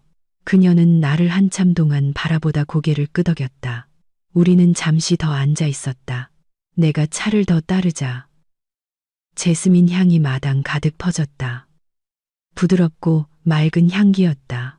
그녀는 시아버지에 대한 작은 이야기들을 했다. 내가 처음 시집 왔을 때 내 편을 들어주셨던 일, 그리고 평생 체면이라는 짐을 지고 살아온 자신의 이야기. 나는 더 이상 씁쓸함 없이 귀를 기울였다. 침묵 때문에 똑같이 상처받았던 두 여자를 향한 연민만이 느껴졌다. 내가 이렇게 내 얘기를 들어줄 줄은 몰랐다. 들을 수 있는 건 이제 제가 무시당한다고 느끼지 않기 때문이에요. 젖은 눈빛으로 나중에 네가 며느리를 보게 되면 절대 나 같은 실수는 반복하지 마라. 기억할게요. 그리고 혹시 제가 잊으면 어머님이 절 일깨워 주시겠어요? 그래. 그녀가 작게 웃으며 떨리는 손으로 내 손을 만졌다. 우리는 함께 침묵했다. 마당에는 햇살이 높이 솟아 나뭇잎 사이로 부서지며 벽돌 바닥 위에 반짝이는 빛 반점을 만들었다. 그녀를 대문까지 배웅할 때 그녀가 돌아서서 작게 말했다. 문을 열어줘서 고맙다. 그 문이 쉽게 열리지 않는다는 걸 알아. 나는 그녀를 보며 어깨에 가볍게 손을 얹고 부드럽지만 단호하게 말했다. 들어오세요. 우리 두 여자로서 이야기 나눠요. 그녀가 고개를 들었다. 햇빛이 흐릿한 눈동자를 비췄다. 그녀는 미소 지었다. 나도 웃었다. 약속은 필요 없었다. 모든 무거운 것들이 내려놓아진 그 순간만으로 충분했다. 밖에 평화로운 아침처럼 고요하게 이른 아침 법원 앞 거리는 이미 사람들로 붐볐다. 나는 차에서 내려 서류 가방을 손에 들었다. 최 변호사님이 옆에서 천천히 걸었다. 마치 내가 숨 쉴 시간을 더 주려는 듯이. 이곳의 공기는 차갑고 엄숙한 쇠 냄새가 났지만 내 마음은 이상하게 고요했다. 괜찮으세요? 최 변호사님이 작게 물었다. 네, 오늘은 그냥 진실을 말하고 싶을 뿐이에요. 우리는 큰 문을 통과했다. 스피커에서 재산 횡령 및 명예훼손 사건 재판을 알리는 소리가 울렸다. 호기심 어린 시선들이 나를 향했다. 피고인석에는 민준이 고개를 숙인 채 수갑을 찬 손을 앞으로 모으고 있었다. 김 여사는 뒷자리에 앉아 있었다. 얼굴이 눈에 띄게 수척했다. 나를 보자 그녀는 작게 고개를 끄덕였다. 그녀가 진심으로 변했다는 것을 알 수 있는 그저 그런 끄덕임이었다. 나는 원고석에 앉았다. 옆에서 최 변호사님이 메모지로 표시해둔 서류철을 꺼냈다. 모든 준비는 끝났습니다. 그가 작게 말했다. 감사합니다, 변호사님. 판사가 들어서자 모두 일어섰다. 의자 끄는 소리, 그리고 첫 번째 망치 소리가 울렸다. 길었던 여정의 끝을 알리는 소리가 내 마음에 울려 퍼졌다. 판사의 목소리가 고르게 울렸다. 피고인 이민준, 혐의를 인정합니까? 민준이 일어섰다. 얼굴이 굳어 있었다. 저는 어머니가 시키는 대로 했을 뿐입니다. 고의가 아니었고 강요당했습니다. 그 주장을 뒷받침할 증거가 있습니까? 판사가 물었다. 아니요. 나는 민준을 보았다. 한때 내 남편이었던 남자는 고개를 숙인 채 구겨진 셔츠를 입고 있었다. 그 순간 분노는 느껴지지 않았다. 탐욕 때문에 자기 자신을 잃어버린 사람에 대한 연민만이 느껴졌다. 판사는 증거 심리로 넘어갔다. 최 변호사님이 일어서서 또렷한 목소리로 말했다. 존경하는 재판장님, 서류에 담긴 모든 자료는 녹음 파일, 통화 기록, 계좌 내역, 그리고 횡령된 예단비 이체 증거를 포함합니다. 또한 피고인 이민준이 결혼 피로연에서 원고를 모욕할 상황을 만들기 위해 모친에게 직접 보낸 녹음 파일, 원본을 확보하고 있습니다. 방안이 술렁였다. 몇몇 기자들이 빠르게 메모하는 것이 보였다. 최 변호사님이 스피커를 켰다. 차가운 법정 안에 목소리가 울려 퍼졌다. 3년 전 내가 들었던 민준과 김 여사의 목소리였다. 그날 내가 장인어른 목소리, 흉내내서 듣기 거북한 말 몇 마디 하면 걔 창피해서 그냥 집에 갈 거야. 그럼 끝나는 거지. 음성은 너무나도 또렷해서 모두가 숨을 죽였다. 나는 민준의 어깨가 미세하게 떨리는 것을 보았다. 판사가 물었다. 피고인 이민준, 녹음 속 목소리가 본인 목소리 맞습니까? 네, 맞습니다. 하지만 이렇게 큰일이 될 줄은 몰랐습니다. 행위 자체는 사실이라고 인정하는군요. 네, 등 뒤에서 희미한 한숨 소리가 들렸다. 김 여사가 일어섰다. 두 손을 모은 채, 재판장님, 제가 몇 말씀 드려도 되겠습니까? 판사가 고개를 끄덕였다. 저는 피고인의 어미입니다. 모든 일은 저 때문에 일어났습니다. 하지만 제 아들도 죄가 없는 것은 아닙니다. 집안 체면이 깎일까 두려워 제 말을 따랐습니다. 하지만 잘못은 잘못이라는 것을 압니다. 제 죗값은 제가 치르겠습니다. 다만 제 아들에게는 다시 시작할 기회를 주시길 바랍니다. 그녀는 말을 멈췄다. 눈이 붉게 충혈되어 있었다. 나는 그녀를 보았다. 마음이 무거워졌다. 오늘 그녀의 숙인 고개는 그 어떤 판결보다 무거웠다. 판사가 나를 향해 돌아섰다. 원고, 더 하실 말씀 있습니까? 내가 일어서자 방 안의 모든 시선이 내게 쏠렸다. 저는 그저 진실이 인정받기를 바랍니다. 누구도 처벌받기를 원하지 않습니다. 다만 저처럼 더 이상 상처받는 사람이 없기를 바랄 뿐입니다. 내 목소리는 떨리지 않았다. 더 이상 두려워할 것이 없다는 것을 알기 때문이었다. 최 변호사님이 작게 고개를 끄덕였다. 판사가 배심원단에게 합의를 지시했다. 방 안은 침묵에 잠겼다. 벽시계의 초침 소리만 들렸다. 나는 내 심장 박동 소리를 똑똑히 들을 수 있었다. 규칙적이고 평온했다. 약 20분 후 배심원단이 돌아왔다. 재판부는 판결을 내렸다. 피고인 이민준, 재산 횡령 및 명예훼손 혐의로 징역 3년을 선고한다. 피고인 김미경, 자백 및 피해 회복 노력을 감안하여 징역 2년의 집행유예를 선고한다. 망치 소리가 다시 한번 울렸다. 사람들이 수군거렸다. 민주는 고개를 숙인 채 뺨 위로 눈물을 흘렸다. 김 여사는 손수건으로 급히 눈물을 닦았다. 그녀의 시선이 나를 향했다. 나는 작게 고개를 숙여 화답했다.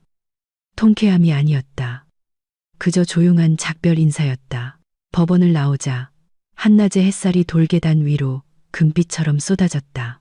기자들이 몰려와 마이크를 들이댔다. 박소연 씨, 재판이 끝난 소감이 어떠십니까? 나는 카메라를 보며 희미하게 웃었다. 진실하게 사세요. 진실은 화장이 필요 없으니까요. 플래시가 터지고 카메라 셔터 소리가 들렸다. 김 여사는 뒤쪽에서 부축을 받으며 나갔다. 그녀의 눈은 여전히 나를 향해 있었다. 무언가 말하고 싶은 듯 조용히. 나는 그저 작게 고개를 끄덕이고 돌아섰다.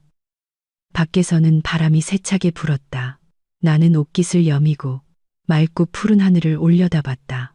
자동차 소리, 사람들 소리, 새소리가 내가 그토록 갈망했던 평범한 일상의 소리로 뒤섞였다. 정의는 실현되었지만 나를 평온하게 만든 것은 판결문이 아니었다. 그것은 내가 마침내 진실과 자유의 길, 올바른 길을 끝까지 걸어왔다는 느낌이었다. 오랜만이네, 소연아. 조용한 카페 안에서 그의 목소리가 작게 울렸다. 나는 고개를 들었다. 심장이 방금 컵에 부딪힌 숟가락처럼 작게 울렸다. 현주는 여전했다.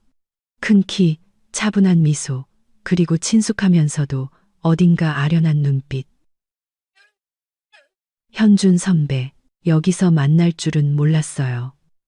혼자 앉아 있길래 잘못 봤나 했어. 다행히 너 맞네. 훨씬 강해진 것 빼고는. 나는 약간 어색하게 웃었다. 강해진 건 어쩔 수 없어서 그런 거예요. 안 그러면 아무도 안 구해주니까. 알아. 그래도 네가 이렇게 웃을 수 있어서 다행이다. 우리는 잠시 침묵했다. 카페 중앙의 유리 드립 서버에서 커피가 규칙적으로 떨어졌다. 창밖으로는 햇살이 비스듬히 들어와 테이블 위에 옅은 금빛 점들을 만들었다. 잘 지내. 현준이 무언가 깨뜨릴까 조심하듯 부드럽게 물었다. 잘 지내. 아니, 잘 지내려고 노력 중이야. 그가 고개를 끄덕였다. 내 기사 읽었어. 그냥 한마디 하고 싶었어. 정말 용감했다고. 해야 할 일을 한 것뿐이에요. 내가 대답했다. 사람들은 정의가 멀리 있다고 생각하지만 사실은 자기가 가장 두려워하는 진실을 말하는 것뿐이더라고요. 현주는 잠시 나를 바라봤다. 조용한 눈빛이었다. 널 찾아가고 싶었어.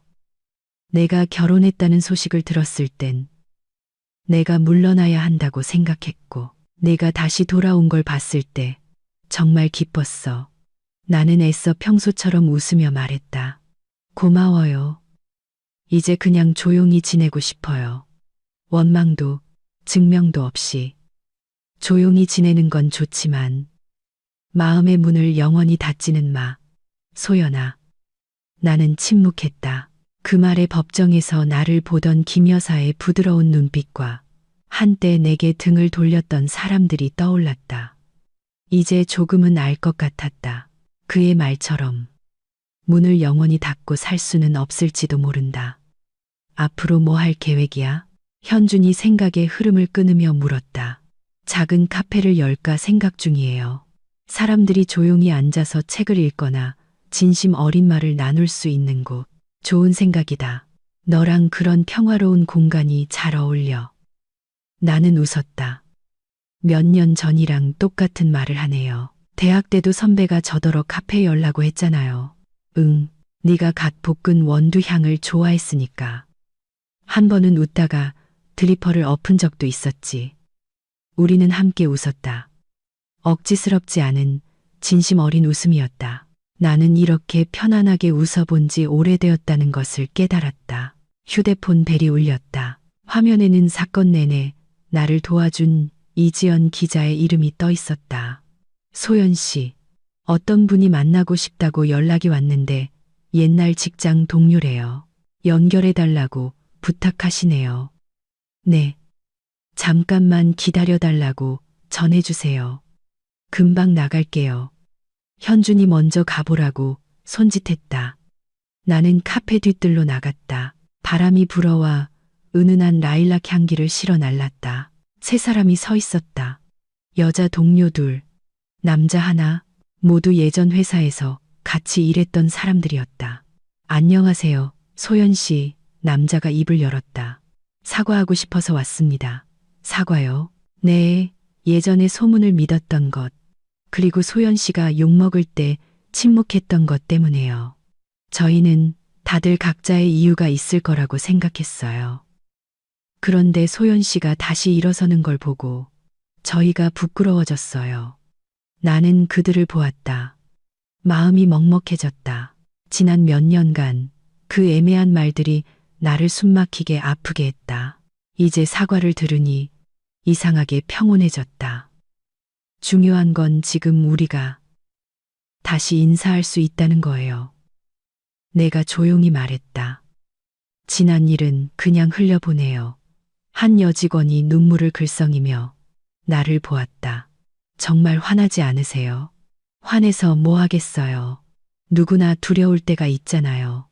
여러분은 여론이 두려웠고 저는 침묵이 두려웠죠. 하지만 이제 우리 둘 다 말할 용기를 냈으니 그걸로 충분해요. 우리는 몇 마디 더 나누고 그들은 돌아갔다. 나는 그들이 사라지는 모습을 보며 오래된 짐을 내려놓은 듯 마음이 가벼워졌다. 카페로 돌아오자 현주는 여전히 그 자리에 앉아 있었다. 그의 커피는 식어 있었다. 옛날 동료들이야. 그가 물었다. 네, 사과하러 왔더라고요. 이렇게 마음이 가벼워질 줄 몰랐어요. 내가 그들을 용서했기 때문이야. 용서는 약해서가 아니라 놓아줄 만큼 강해졌다는 뜻이니까. 나는 그를 보며 작게 고개를 끄덕였다. 선배, 꼭 철학자처럼 말하네요. 아니야, 나도 겪어봤을 뿐이야. 누구나 실수는 해. 중요한 건 그 실수 뒤에도 서로를 마주볼 용기가 있느냐는 거지. 밖에서는 오후의 햇살이 기울어 창문을 통해 반짝이는 빗줄기를 만들었다. 나는 잔잔한 음악 소리를 들었다. 오래된 피아노 연주곡이 심장 박동에 맞춰 울리는 것 같았다. 선배, 내가 물었다. 만약 제가 진짜로 카페를 열면 와줄 거예요? 네가 열면 내가 가서 테이블이라도 닦아줄게. 나는 웃었다. 그렇게 싸게는 안 써요. 그럼 작은 지분이라도 투자하게 해줘. 작은 믿음을 보탠다고 생각해. 나는 고개를 들었다. 그의 눈빛은 더 이상 구경꾼의 눈빛이 아니었다. 함께 커피 한 잔을 내릴 준비가 된 사람의 눈빛이었다. 나는 대답 대신 미소 지었다. 문 밖에서는 오후의 바람이 불어 나무 간판을 끼익 소리내며 흔들었다. 마치 고개를 끄덕이며 동의하는 것처럼. 아침 도시는 막 잠에서 깨어났다. 이른 햇살이 얇은 커튼을 뚫고 들어와 바닥에 비스듬한 빗줄기를 남겼다. 나는 커피 한 잔을 내렸다. 뜨거운 김이 창가에 걸린 거울을 뿌옇게 만들었다. 그 안개 속에서 내 얼굴이 희미하게 비쳤다. 마치 다른 세계의 누군가가 나를 바라보는 것 같았다. 나는 잔을 내려놓고 작게 웃었다. 지난 3년 동안 나는 배신당하고 모욕당하고 무시당한 한 여자가 겪을 수 있는 모든 감정을 겪었다. 그리고 스스로 일어섰다. 이제 나는 작은 방에 앉아 그 여정을 다시 쓰고 있다. 공을 내세우기 위해서가 아니라 내가 살아남았다는 것을 스스로에게 상기시키기 위해서. 나는 노트북을 열었다. 화면은 텅 비어 있었다. 맨 위에 제목이 떠 있었다. 거울 속의 여자. 나는 잠시 멍하니 있다가 타자를 치기 시작했다. 어떤 아침, 나는 거울 속에서 한 여자를 본다. 그녀의 눈은 잠 못 이룬 밤으로 대타고 어깨는 걱정으로 가늘다. 하지만 그 눈빛 속에서 나는 여전히 작지만 결코 꺼지지 않는 불꽃을 본다. 나는 멈추고 거울을 올려다봤다. 그 안에 여자가 나를 향해 미소 짓고 있었다. 마음이 저릴 만큼 부드러운 미소였다. 넌 누구니? 내가 중얼거렸다. 거울 속 이미지는 여전히 웃고 있었다. 너야, 소연아. 누군가 속삭이는 것 같았다. 네가 상처 속에서 잊어버렸던 바로 그 사람. 나는 거울에 손을 댔다. 이상하게도 차가운 감촉이 심장을 따뜻하게 만들었다. 나는 계속 썼다. 내가 바닥으로 내몰렸을 때 모든 것이 끝났다고 생각했다. 하지만 아니었다. 바닥에 닿아야 비로소 발 디딜 땅이 있다는 것을 알게 된다. 내가 침묵했을 때 그들은 내가 졌다고 생각했다. 하지만 사실 나는 내 목소리를 되찾고 있었을 뿐이다. 나는 손을 멈추고 내가 쓴 글을 다시 읽었다. 한 글자 한 글자가 느린 호흡 같았고 봉합된 상처 같았다. 밖에서는 참새들이 난간에 앉아 지저귀었다. 마음이 한결 가벼워졌다. 휴대폰 화면이 밝아졌다. 이지연 기자의 메시지였다. 선배, 글은 어디까지 쓰셨어요? 정말 기대돼요. 거의 다 썼어. 네가 첫 독자가 될 거야. 그냥 자기 자신과 대화하듯이 쓰세요. 그게 바로 사람들이 원하는 거예요. 나는 웃었다. 그랬다.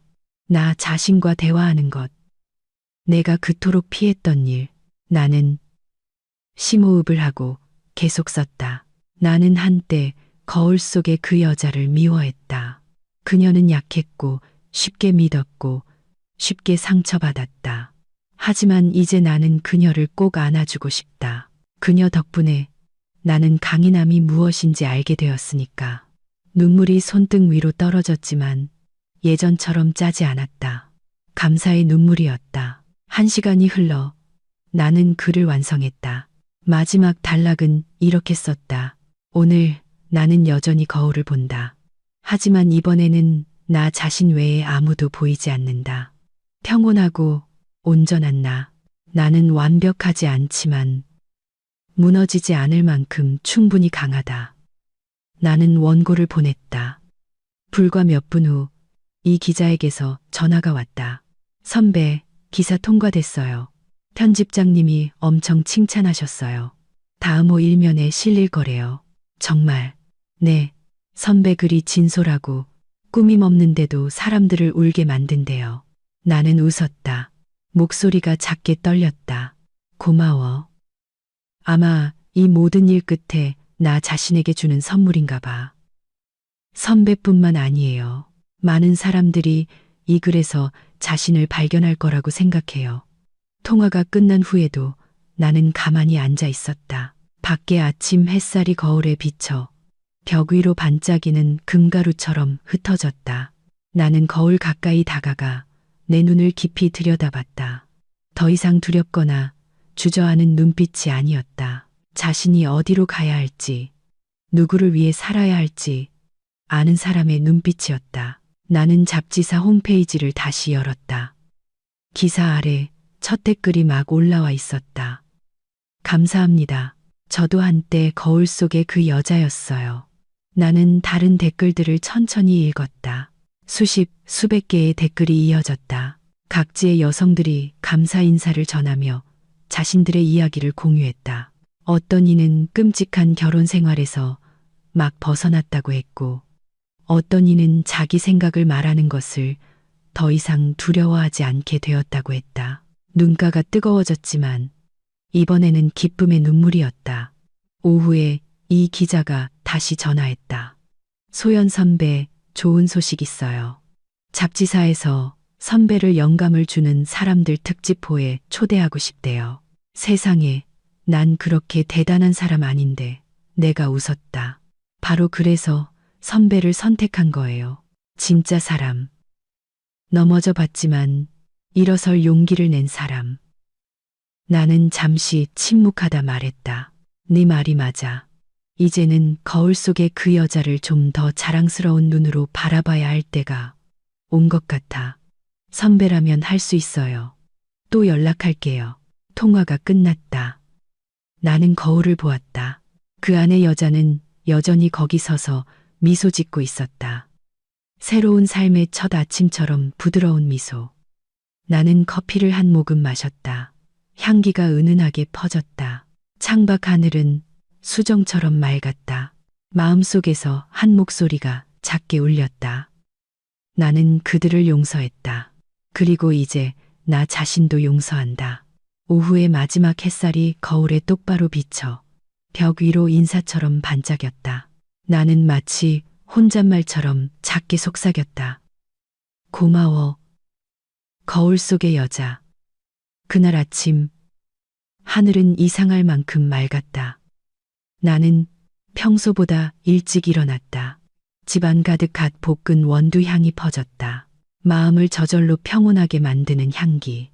테이블 위에는 이 기자가 아침 일찍 보내온 해바라기 꽃다발이 새로 인쇄된 잡지 옆에 놓여 있었다. 표지에는 내 기사, 거울 속의 여자가 실려 있었다. 헤드라인 아래에는 작은 글씨로 박소연 상처에서 피어난 영감의 아이콘이라고 쓰여 있었다. 나는 종이 표면을 가볍게 쓸어보았다. 손끝이 조금 떨렸다. 감동과 놀라움이 뒤섞인 감정이었다. 창밖으로는 햇살이 들어와 투명한 나무 테이블 위를 비췄다. 나는 심플한 린넨 원피스를 입고 머리를 높게 묶었다. 문을 열고 나서자 아침 공기는 시원하고 이슬 냄새가 났다. 카페 앞 간판 빛, 머무는 곳은 어제 현준이 달아준 것이다. 이제 막 떠오른 아침 햇살을 받아 마치 누군가 글자 하나하나에 금가루를 뿌린 것처럼 반짝였다. 일찍 일어났네. 뒤에서 현준의 목소리가 들렸다. 그는 하얀 셔츠를 입고 작은 꽃다발을 들고 있었다. 내가 깨우러 와야 할 줄 알았는데 그럴 필요 없었어요. 밤새 설레서 잠을 설쳤는걸요. 내가 웃었다. 선배도 일찍 왔네요. 말했잖아. 오늘이 너한테 가장 중요한 날이라고. 나는 주위를 둘러봤다. 모든 준비가 끝났다. 작은 나무 테이블, 베이지색 테이블보, 벽 한쪽에는 기사를 인쇄한 액자가 걸려 있었다. 그 아래에는 내가 손글씨로 쓴 문구가 있었다. 거울 속의 여자에게 감사합니다. 예쁘다. 현준이 말했다. 네가 상상했던 그대로네. 저도 이게 진짜가 될 줄은 몰랐어요. 내가 바람처럼 가볍게 대답했다. 문에서 종소리가 울렸다. 첫 손님은 이지연 기자였다. 손에는 하얀 장미 꽃다발을 들고 있었다. 축하드려요, 선배. 카페 향이 너무 좋네요. 고마워. 내가 웃으며 그녀를 안으로 이끌었다. 다 내 덕분이야. 그 기사가 아니었다면 아직 카페 열 용기도 못 냈을 거야. 아니에요. 저는 불을 붙였을 뿐이고 그 불을 밝게 지킨 건 선배예요. 나는 웃으며 꽃을 받았다. 동시에 옛 직장 동료 2명도 들어왔다. 그들은 잡지와 작은 선물 상자를 들고 있었다. 축하하러 왔습니다. 남자가 말했다. 그리고 감사해요. 뭐가요? 내가 물었다. 그 기사 때문에요. 제 아내가 읽고 며칠을 울더니 이제 다시 신문방송학을 공부하고 싶대요. 나는 잠시 멍하니 있다가 작게 웃었다. 하나의 이야기가 누군가를 다르게 살고 싶게 만들 수 있다면 그걸로 충분하죠. 카페 안에는 웃음소리가 은은하게 퍼져나갔다. 달콤한 커피 향과 어우러져서 내가 손님에게 물을 따르고 있을 때 한 여성이 들어왔다. 너무나 익숙한 모습에 나는 잠시 멈칫했다. 김 여사였다. 그녀는 옅은 남색 옷을 입고 손에는 작은 봉투를 들고 있었다. 예전의 차가운 눈빛은 사라지고 어색한 기색만이 남아 있었다. 축하하러 왔다. 그녀가 작게 말했다. 그리고 이걸 돌려주고 싶어서. 나는 봉투를 보았다. 열어보지 않아도 무엇인지 알 수 있었다.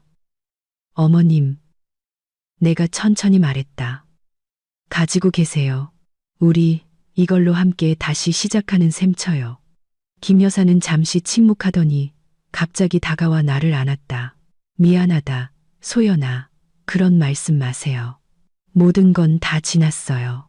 이제 우리 둘 다 평온해졌으면 좋겠어요. 시어머니와 며느리는 함께 눈물을 흘렸다. 이지연 기자와 현주는 조용히 자리를 비켜주었다. 그 순간을 위해 조용한 공간을 남겨두려는 듯 문 밖에서는 햇살이 환하게 쏟아져 들어와 거울 속의 여자 액자를 비췄다. 유리가 눈부시게 반짝였다. 잠시 후 김 여사는 돌아가기 위해 인사했다. 문을 나서기 전 그녀가 돌아서서 작게 말했다. 잘 살아라. 내가 더 좋은 일들을 많이 할 거라고 믿는다. 나는 눈물 속에서 웃으며 고개를 끄덕였다. 저도 그렇게 믿어요. 어머님. 개업식은 계속되었다. 사람들은 점점 많아졌다. 나는 말소리, 웃음소리, 그리고 공간을 가득 채우는 커피 향을 들었다. 생명의 향기, 새로운 시작의 향기. 이 기자가 카운터에 서서 내게 휴대폰을 보여주었다. 선배, 이것 좀 보세요. 선배 기사가 온갖 곳에 다시 공유되고 있어요. 방송국 몇 군데에서도 인터뷰 요청이 들어왔어요. 그래?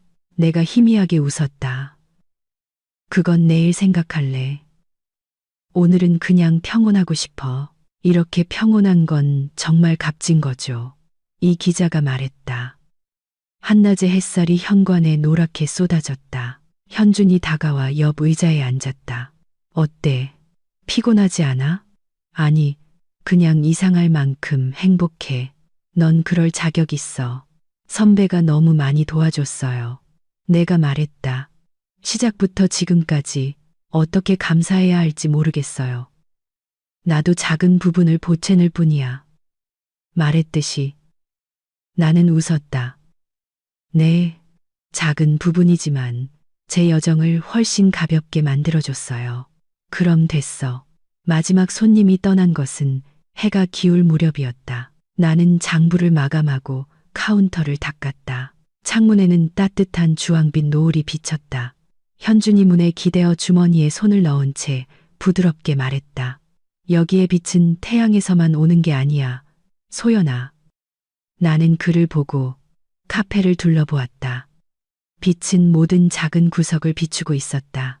액자가 걸린 벽, 해바라기가 꽂힌 테이블, 커피가 떨어지는 드리퍼가 있는 카운터. 모든 것이 반짝였다. 알아요. 내가 작게 말했다. 사람들 마음에 비치죠. 그가 미소 지었다. 그리고 내 비치기도 하고. 나는 대답 없이 벽에 걸린 거울을 향해 돌아섰다. 그 안에 여자는 여전히 미소 짓고 있었다. 이번에는 완전히 자유로운 미소였다. 나는 스스로에게 작게 고개를 끄덕이고 카페의 조명을 하나씩 껐다. 밖에서는 풍경 소리가 저무는 노을과 함께 딸랑거리며 울렸다. 하루는 닫혔지만 또 다른 인생은 이제 막 열리고 있었다.